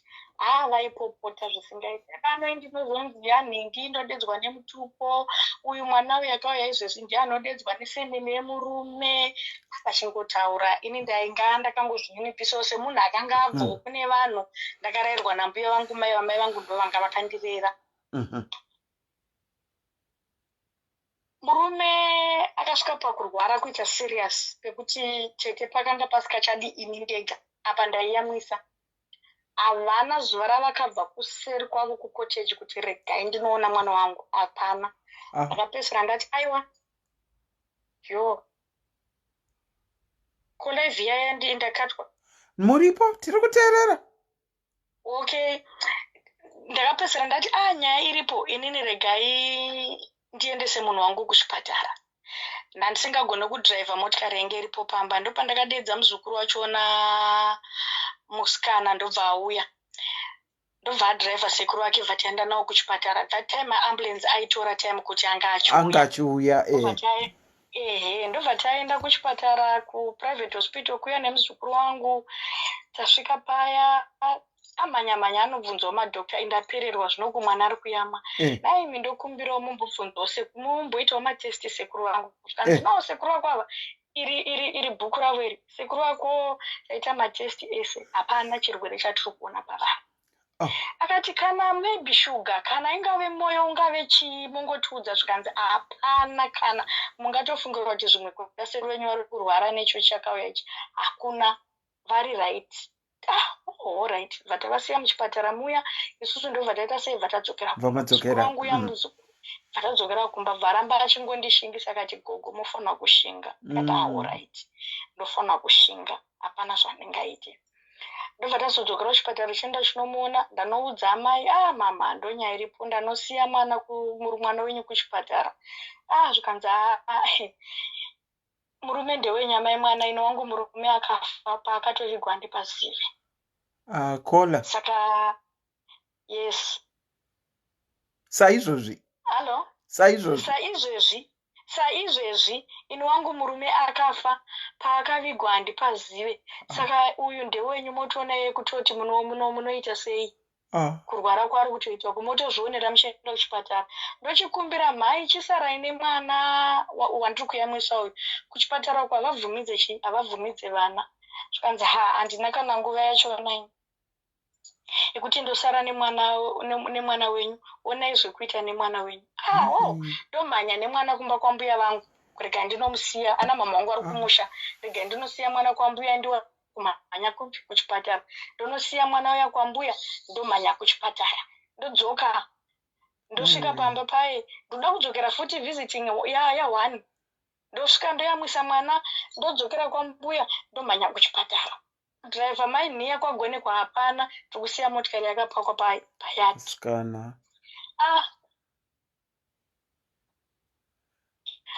Ndopandakazoenda kuchipatara 3 days zvikanzi murume wenyu ari kudischarge wari kuya kumba. Zvinoita Mwari anga kutofamba mufunge. Mwoyo wangu wobva wanyaoneka ndikati Mwari vanzwa munamato yangu. Mafasting ese andanga ndichiita Mwari vandinzwa mufunge. Ndopandakatakurana nemunhu wedu tasvika kumba paye. Zvikanzi nemurume wangu mukadzi wangu ena handifungi ndikararama. Ndikati why? Uri kutaura mashoko yaihona vana vedu zvavakaita. Zvikanzi ndotokuudza chokwadi. Asi chandokuudza ndechekuti pamba pano kana ndikanzi ndafuma ndakafa nhasi, kana ndikanzi ndafuma ndakafa after 20 years, kana ndikanzi ndafuma ndakafa hameno makore mangani, haubvi pamba pano. Uchagara pano nevana vangu. All right. I think after like 4 days usiku zvikanzi tokunzwa kuda kuti ndimuke ndifambe ndifurwe nemhepo. Ndikati alright, ndamuka tavhura dhoo tabuda panze tiri kutenderera. Saka ndakati ndichingonoti tenei vari pamberi vachibva vangodonha, ndobva sepamba paivakwa panga paine matombo anga aripo, ndobva vanorohwa spinal cord nedombo emusana.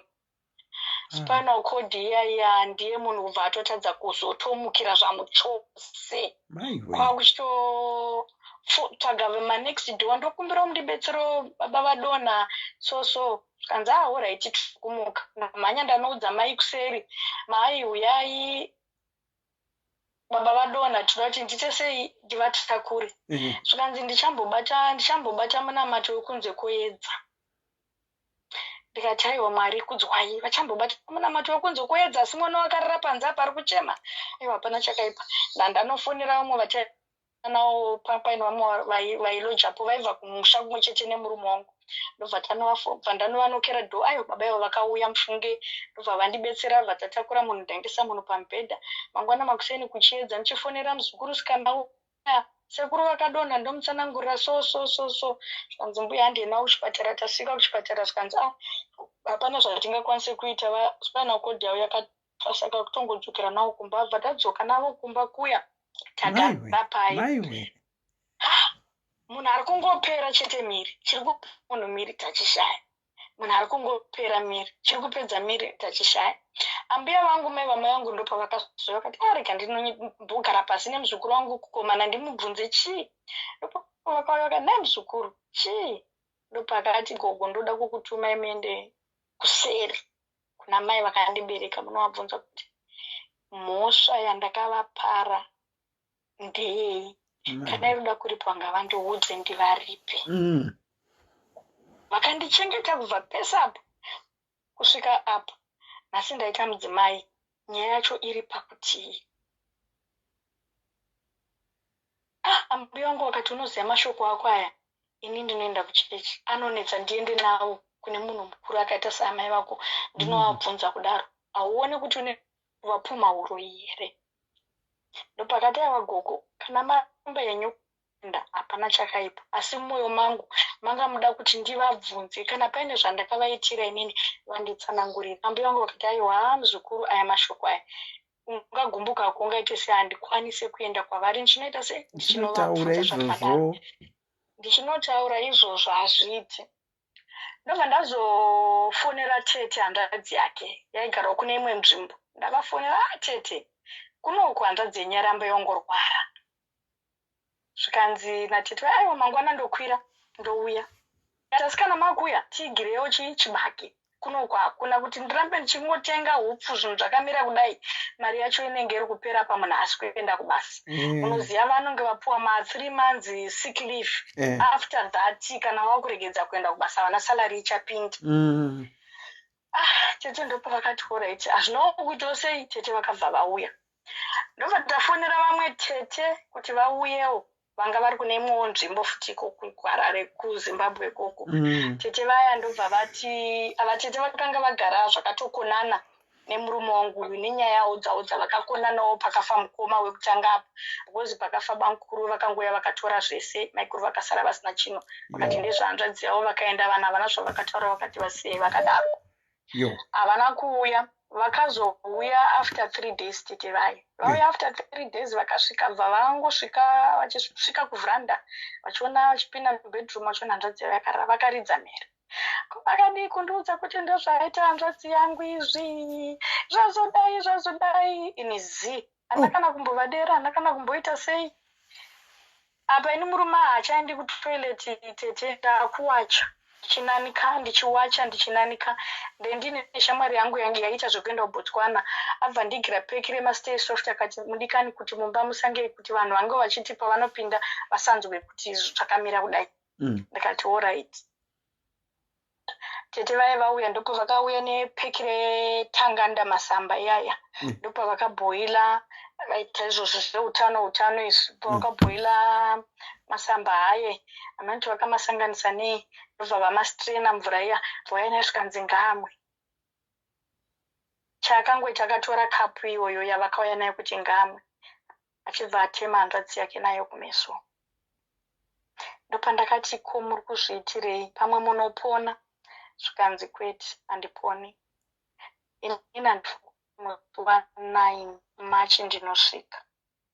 Wow. Machi wangori musi wa5.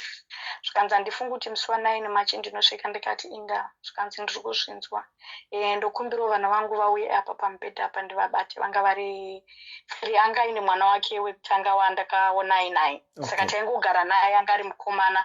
Then vangu 2 vanga vari vasikana. Ndatora vana vangu ndaisa pamubhedha. Ndobva vabata musoro munhu. Zvikanzi vana vangu ndavanzwa vari pano. Ndatinaiti bva zvatonzi natete avo vaiwirirana navo vekutanga vekuya nechibage vai. Chimurega iwe chiri muroora chirara pasi. Chimurega munhu arare nevana vake. Semunhu ari kubvunza chi? Vana vake. Tamusiyarara nevana vake pamubhedha kukaedza. Kutomuka munhu ari kutotaura kutocha bengeni. Takutoti honai katete. Zvikanzi pamwe munhu anga achingoda vana vake padhuze. Zvikana tete arega tigona kuti kunoswera kwakadii. Taswera paye. Usiku tete munhu angataure, munhu angataure. Kuti zii, kunyarara kuti zii. Kana kudii, kana kuvhura muromo, kana kumwa mvura, kana kuita sendiyeze. Tamuka makuseni paye. Uku ndiri kuyamwisa. Hazvichadi nyama, moyo wakurwadza kuona mumwe wangu zvaari kuita. Tamuka makuseni taswera. Usiku wasvika tete munhu akarara achipaumba kutaura haana kuvhara muromo kusvika kunze kuedze the following makuseni. Achingota zvaitaura hapana zvataimbonzwa kana kuti zvine sense kana zviri kubva kupi zviri kuenda taitoita zvekutoti todira mvura mukanwa. Omedza mvura yaya kuitira kuti pahuro pasaome. Pasashoshomedzwi. Pasaoma sashoshomedzwi. Todira natete vai. Mai havasi kuuya variko kuseri kwavo koteji kwavo. Havasi kuuya. Ava tete ava vauya vakatofirwawo nemurume. Vari kuuya vari kubetserawo muroro wavo. Vanozivawo kuti vakamboendawo tiri kufirwa nekurwarirwa endwati. Vari kubetserawo muroro wavo vachindisimbisa. No murora zvinoita don't worry usambotya chi. Enda pana ndiri mwana mudiki. Musi wakazoshayika murume wangu tete akati ndokumbirawo mama mundibikirawo sadza ari kudza ini. Mundibikirawo sadza nemubora. Tikati tete hanzvadzenya isodyi sadza munhu akaranga ine maulcers. Haadyi sadza uyu. Nhasi ari kasadza nemubora. Kanzi mubikira. Tabika tete tamupa sadza. Kupedza sadza kuti kubuda dikita. Akati ende mandibetsera nhasi ndanga ndafa nenzara. Taura uyu. Hapasingambotaurika. Zviri kuitika pane munhu. Tete vaitatorwa hatichatombozivi. Tabuda tatoburitsa maplates mubedroom taenda nemaplates kukitchen. Ndokudzoka ndopari kunzi chimbondisimudzai ndigare. Ndikati wakakukusimudza kuti mugara akuite. Honai matomesa kudhara. Saka rega nditenge ndaita sei? Ndakuchinjai.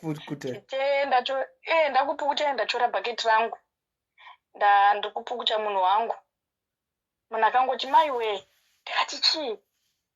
Zvikanzi hapana. Ndikati kuti munhu manje achanditarisa kumeso hachadi akutarisa kusaidi. Ndapukuta munhu wangu paye. Ndapedza. Klina ndaspreya mumba kuti muite zviri nani.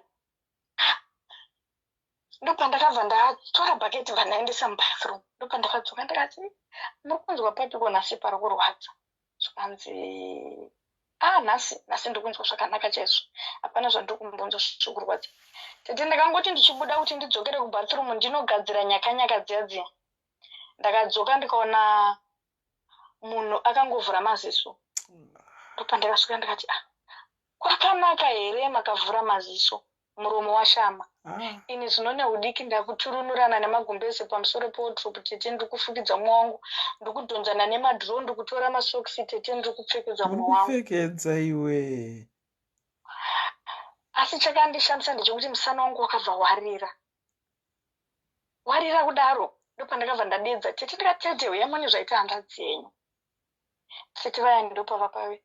Kuti vachindiudza kuti ndokutoenda kuri kuita munhu havachakwanisi. Vakati ndofunga chandomurora fukidza magumbeze. Ndotora magumbeze ndakutobata muromo ndikati aiwa vharai muromo. Vanhu vanopinda vachiona muromo makavhura muromo ndochi muromo ungavharike tete munhu zvaida kutaura ndiana zvizivo hapana, maziso angavharwe maziso hapana tete, akangoshama kudaro.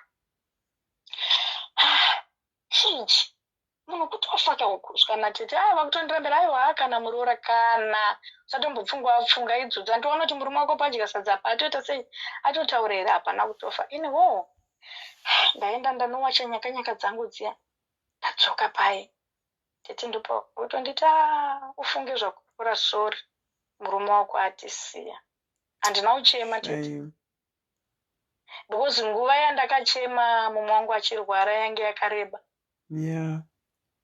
Handina kuchema ndakangoti Mwari kana zvisizvo zvamafunga amen. Ndopakazouya mai vakudzwa natete unzai ndozvaitika izvo mama onai mwana atisiya.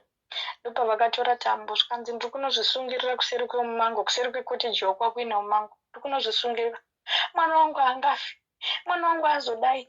Iwo ndiwauraya mwana wangu wamurayira mari dzake. Wakabva kumba kwenyu kwakwana mwana wangu aine mari dzake ini. Nhasi ndodzi wamurayira mwana wangu. Handina kuchema, handina kuita sei. Ndakaramba ndakangotarisa murume wangu akarara pamubhedha kudai.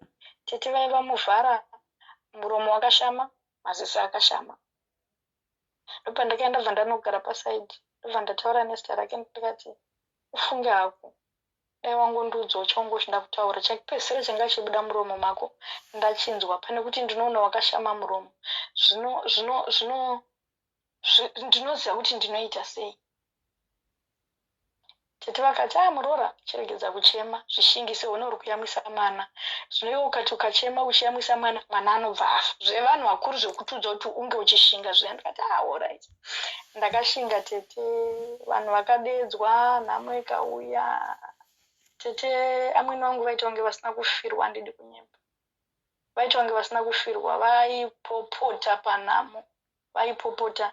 Takanodedzana nanasekuru vekumusha kwemurume wangu vakauya vakapinda mune imwe room. Sempamba pachiri kurinovhetwa. Papa pachiri kuextendo vakapinda mune imwe room. Vakasvika vakanosimudzira magumbezi kuti hamurare muno mwana wangu akavakisa imba ino ari mumba umo atofa ari mubhokisi auda unovhikwa. Vanasekuru vaya vakati zvakaoma. Tikangovakumbira kuti anasekuru nyaya iripo ndekuti wamavinga pano ndiye musukuru wenyu. Ingoitai basa renyu ramakavinga ripere.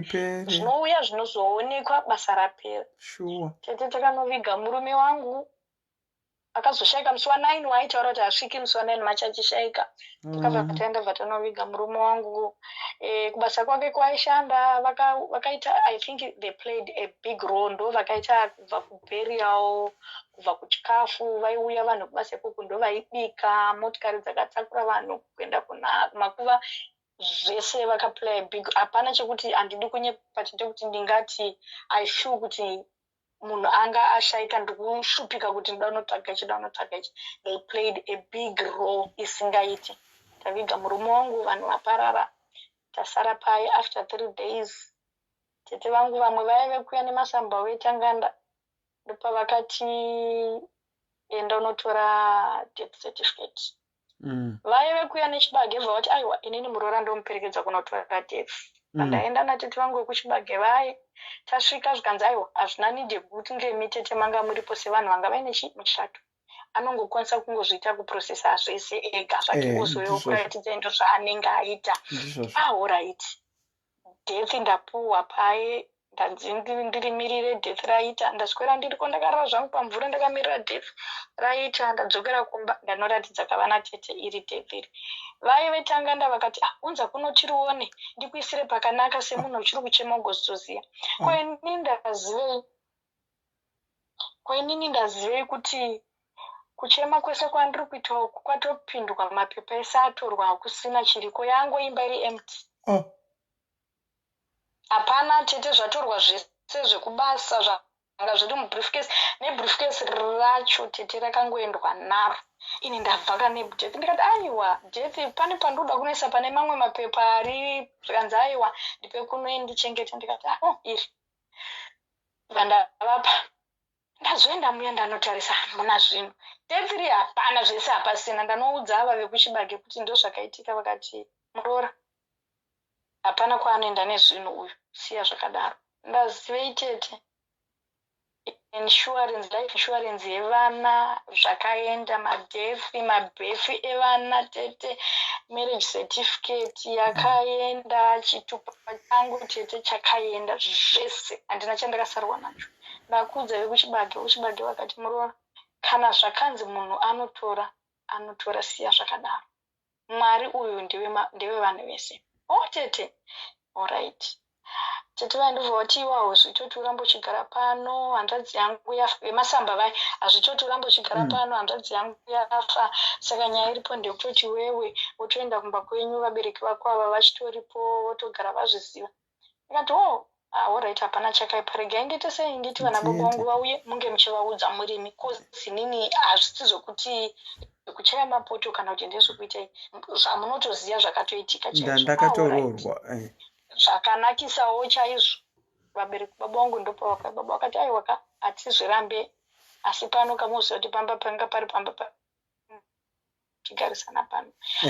Vakaramba tete vavo. Baba vangu vakati nhai mwanangu, unombobvira wakashanda iwe ukavaka mudhuri wakamera panapo. Muri dzavaka mudhuri uyu ndiwo ane mazuva mashoma tabva kunomufushira. Haana kutombogara mudhuri waextenda. Iyo ndoda kurambira pano. Baba munhu akati kana zvikadai inini handibve pano, ndoramba ndichigara pano nevana chichisvika nababa vangu. Iye muridzi akapavaka hapo. Iwo ndoruda kuita nharo dzokuda kuramba uchipagara pano. Hazviti mwanangu, isusu wedu mwana zvamataiwa hazviti kuti aramba ari pano.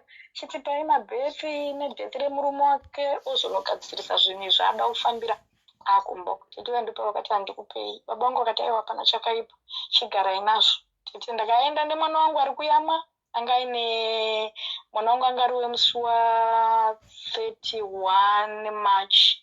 Baba wacho akazoshayika the other year yemusi wa9 March achisvitsa gore achiyama. Ndopandakaenda kumba kwedu. Gogo vangu mai vamai vangu vakandirera vakati aiwa muzukuru anenge akura senasi, hauna kumboenda zvokuti ndakanyara kana ndakaita sei, ndakafara nemaendero avakaita. Uya pano ndokuchengeta nevana vako. Vandagara kumba kwambuya vangu kuya vachindichengeta zvakanaka. Zvinhu handidi kunyepa. Sekuru vangu, hanzvadzi amai vangu ndovati muzukuru, zvinokuti urambe wakagara uchiita kuti vanhu vanouya auya chiwanawo chinokudetserawo. Hande ndokutoresa passport. Tete handidi kunyepa, passport yangu inini ndakaenda ndichinoti ndikuitora sanhasi, mangwana makuseni ndakanga ndinoicollect. Ndakatoreswa emergency passport. Alright. Ndabva ndatanga kuenda kuBotswana ndichinohodha, ndichiuya ndichireza mari yangu. Ndobva ndazoreza mari yangu kuti ndizobva kuBotswana, ndisazorambe ndichienda kuBotswana. Ndobva ndaziya kunoku kwandiri kuti nditange kushanda, ndichishandira mhuri yangu.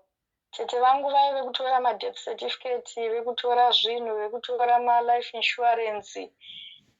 Hazvina kumboenda nekure. Vakabva vati nemotikari yavanga vatora vakati ndikasiya motikari pano ndona yaitwa chirugu chehuku. Vakatora motikari yehanzvadzi yavo vakaenda nayo, vakaita accident. Beyond repair motikari ivo vakabuda vasina scratch. Vakati Mwari kudzwai, motikari ikanoraswa. Hazvina kutora nguva. Mwana wavo anga ari kuyunivhesiti achiita dhigiri rake raaita. Tete zvinoita Mwari harizi benzi. Vakanotora mari ya tete vakataura kuti inini ndiri kutaura nemudai. Ndakatiza vana ndiri kupenga. Saka hatokwanisi kuya kunge achimira kuti anga achitora mari, she's not stable. Ari kutodhunya, ari kuvhura mabhini, hatiziye kwanovhura mabhini ari. Insurance ikavasainisa nekuti vanga vaine masame surname. Vane madeath, vakanoprova zvese.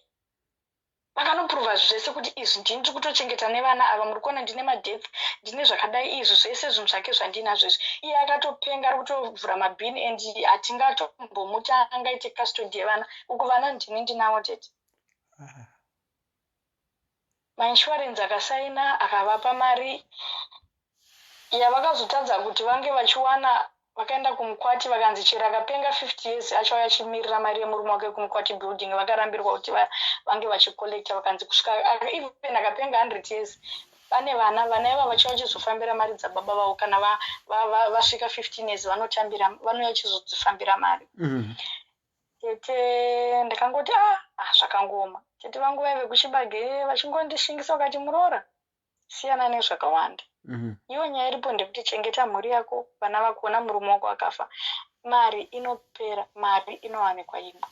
Hauzive kuti zvinoenda nekupi. Ngotenda Mwari kuti uri mupenyu une vana vako, chengeta vana vako. Learn from inini tete vako. Ndakafirwawo murume wangu anga ine basa rakanaka, asi hama dzakatora. Wakambonzwa ndakakomplaina? Handina. But izvezvi ndiri kuzvitira zvinhu zvangu ndozvitengesera, ndoenda kunohodha kuMozambique ndichidzoka ndichidini. Siyana nezvemari.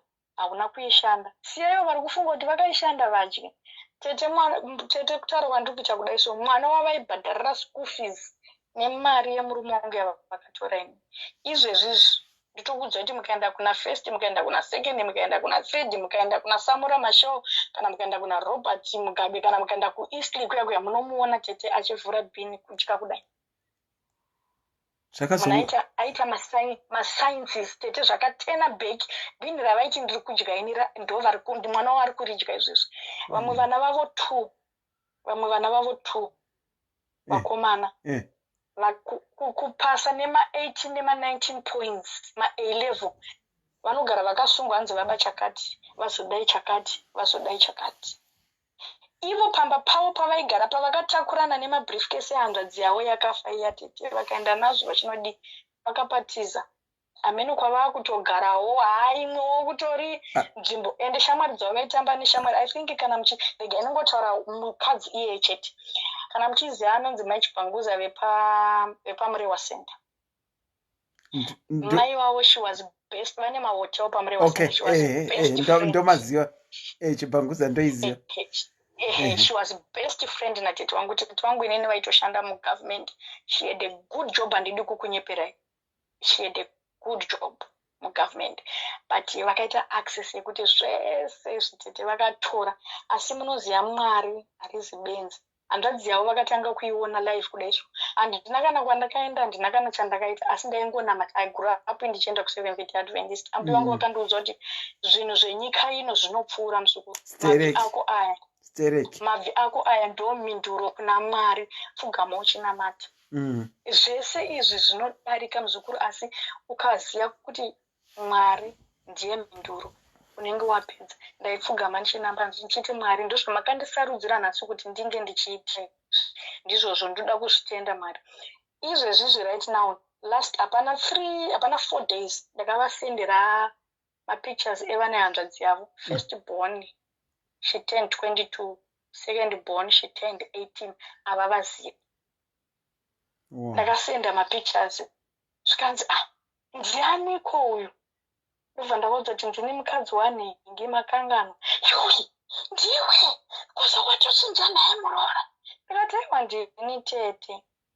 Ndikabva ndakangosenda mapicha evana ndakanyara zvikanzi kwava ndivanani? Ndikati uyo ndiye mwana wehanzvadzi yenyu wekutanga uyu ane makore akati, uyo ndewechipiri ane zvikanzi tendwa ine denga weduwe kwamakazvigona sei? Ndikati ndakazvigona. Mwari vanochengeta, mufunge. Mwari ndo vanonzwa kuchema kwedu isusu shirikadzi. Mwari vakachengetedza vana vako kusvika vadai.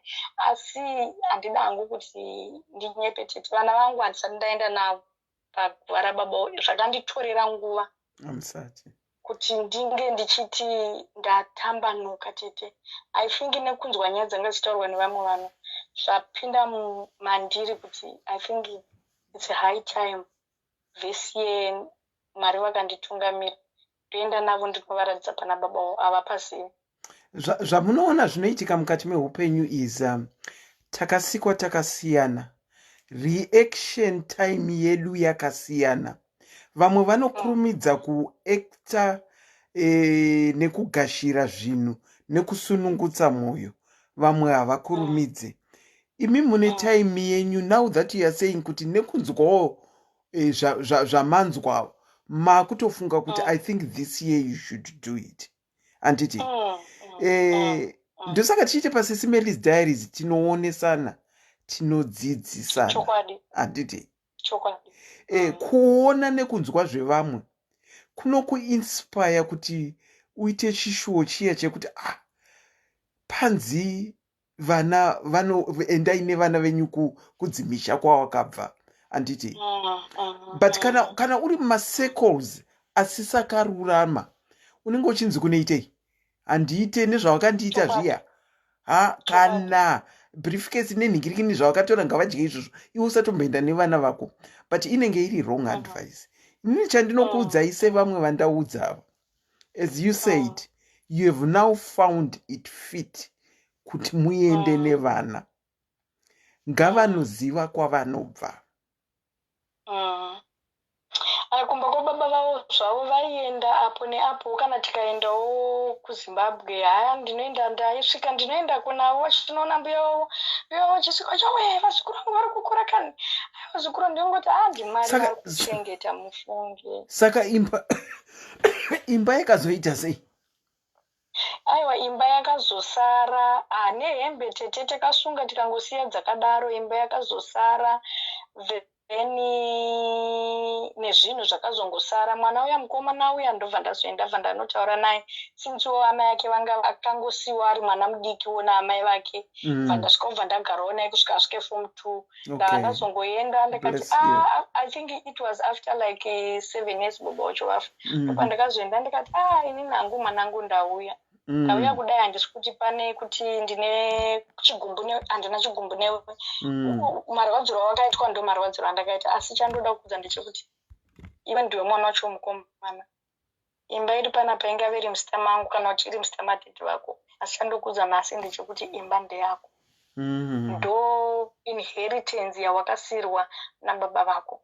Ava vana vasikana vanoroorwa nhasi vanoenda. Ini ndikada kuita grade yekuti ndinoitora, iwe unoenda kupi? Hapana, imba iyi ndo paunoonerawo kuti baba vako vakasiya something. Okay, saka ngoti mama maita zvenyu, asi handipangu ndega, inini nehanzvadzi dzangu, whatever zvinoitika muupenyu, whatever zvinoitika sei, kana even vakanzi vanozoroorwa vatadza kunogara kuvarume, vanodzoka vachigara pano. Ino imba ndeyedu tese, inini naiyo. That's nice. Saka and I'm in good books naye zvekuti it's kungofona kudai hatononoki, kana even akaona mistake yangu anotobvunza mama kuri right here chii chiri kunetsa and what. That's good. Anotoenda kana ndikasenda magroceries, anotoenda mai vangu achitonomuti magroceries ako abvawo kuna mai vako. That's good. Saka amwene vachiri kugara cottage. Amwene makoteji akazopunzwa, nyaya mazuva aipunzwa makoteji aye. Saka ivo vakugara kumain house, asi havagari zvawo havashandisi zvawo main bedroom yedu yataishandisa. Saka ivo vari kushandisa imwe spare room yange iripo, saka ndiyo yavari kushandisa. Vanogara ikoko, asi vanogara zvawo nemwana uyu mukomana acho nemudzimai wakewo pamba ipapo. Asi ndezviya zvekutongotiwo mwana haana zvaangaite, but anenge achitongotaura kuti kushinga mama magariro acho itongoshinga, because I think izvezvi ane 30 years, akaroora ake the age of 24 years apesa pamukadzi wakangoita mamiscarriage acho, akatomboenda mukadzi wacho, ndikasvika pakuti aiwa zveukamuroora ndozvazvinoita chichichi, akasudzwa. Mwari vakamukomborerawo izvezvi ane mwana wake mukomana. Makarwa kurwa kurukola. But nekuti tete handidi kunyepa nenyaya dzandanga ndichinzwawo nevamwe, mwoyo wangu wasununguka, ndanga ndiine chigumbu mukati memwoyo wangu. Everyday ndaizobvunza kuti ndakambotadzei, ndaiti I found munoziva soulmate. But pandakakakanisa pekuti I never enjoyed kunge ndine mumwe wangu. So chandakakanganisa chii. But nekunzwawo nyaya dzevamwe vanhu dzaita kuti fundo ranga riri pamwoyo pangu inini ringe richisununguka. Vana vakura, it's high time ndonovaradidza pakavigwa baba vavo. Kumba kwababa vavo vanoenda, but pakavigwa baba vavo it's almost 22 years. And I know. Maita zvenyu tete, munoziva chirongwa chenyu ichi chinobetserawo isusu vamwe tinenge takasungikana mumwoyo, tichitadza kuita move on neupenyu, wakangozvisungira uchizvibvunza kuti ko why inini, ko sei izvi. But handidi kunyepa, ndoda kukutendai nekutidzidzisa nekuti vamwe vanouya nezvavo zvavanenge vachitaura matambudziko avo. Dzimwe nguva uchitozoti rangu zvarinenge ranga riri nani uchinzwa rimwe munhu. Stereki. Rambai muchidaro muchitiita kuti I think ndokuhila kwatinenge tichitoita I think. Ndizvozvo. As I can see. Ndizvozvo. Ndoda kukutendai chaizvo mufungetedzi. Thank you so much, Kola, and thank you so much for bringing your story kuti tinzwewo uye tidzidze pazviri. I think muri mwana mudiki Stereki kwandiri, but when you were talking even about your stepson, ndangoona kuti mune wisdom. Hamuna kuda kuti mwana womurume saka ndinei naye, hamuna kuda kudaro. And futi you also shared kuti even mukatengera ana mai wenyu pamagrocery ndiwo munotoasaina kuti mhanya unova pamagrocery. Thank you so much for sharing your story. I hope someone in there who even has stepchildren has picked up from what you were sharing. Thank you. Tatenda. I think I'll call it a day. We've been on live for 3 hours and a bit. For today, I think I'll call it a day, and then probably we can pick it up on Thursday. Can we do that? But ndakuchida kunzwawo varume. Probably musi weThursday varume imbouyayo mushare ma1 amakasangana nawo kana kuti support yamakasangana nayo pakufirwa kwamakaitwa nenhingirikini nevakadzi venyu. I think certainly we'll have a part 2. But regai ndichiti, the good thing about this platform is I think itiri kudzidzisana. Kuita munhu mukuru saAnti Selina hazvireve kuti unoziva. Uye kana uchifunga kuti une dambudziko riri rakanyanya Stereki, unozozviona kuti rako rinenge nani when you hear other people's stories. I hope someone has picked up something from what we were discussing about. You can actually see kuti vanhu takaremerwa, but hakutina kwekuzviturira. And this program also that we were talking about, kufirwa nevarume kana nevakadzi, it has taken us back to the first program I think that we had, when we were talking about Anatete Nana Amwene.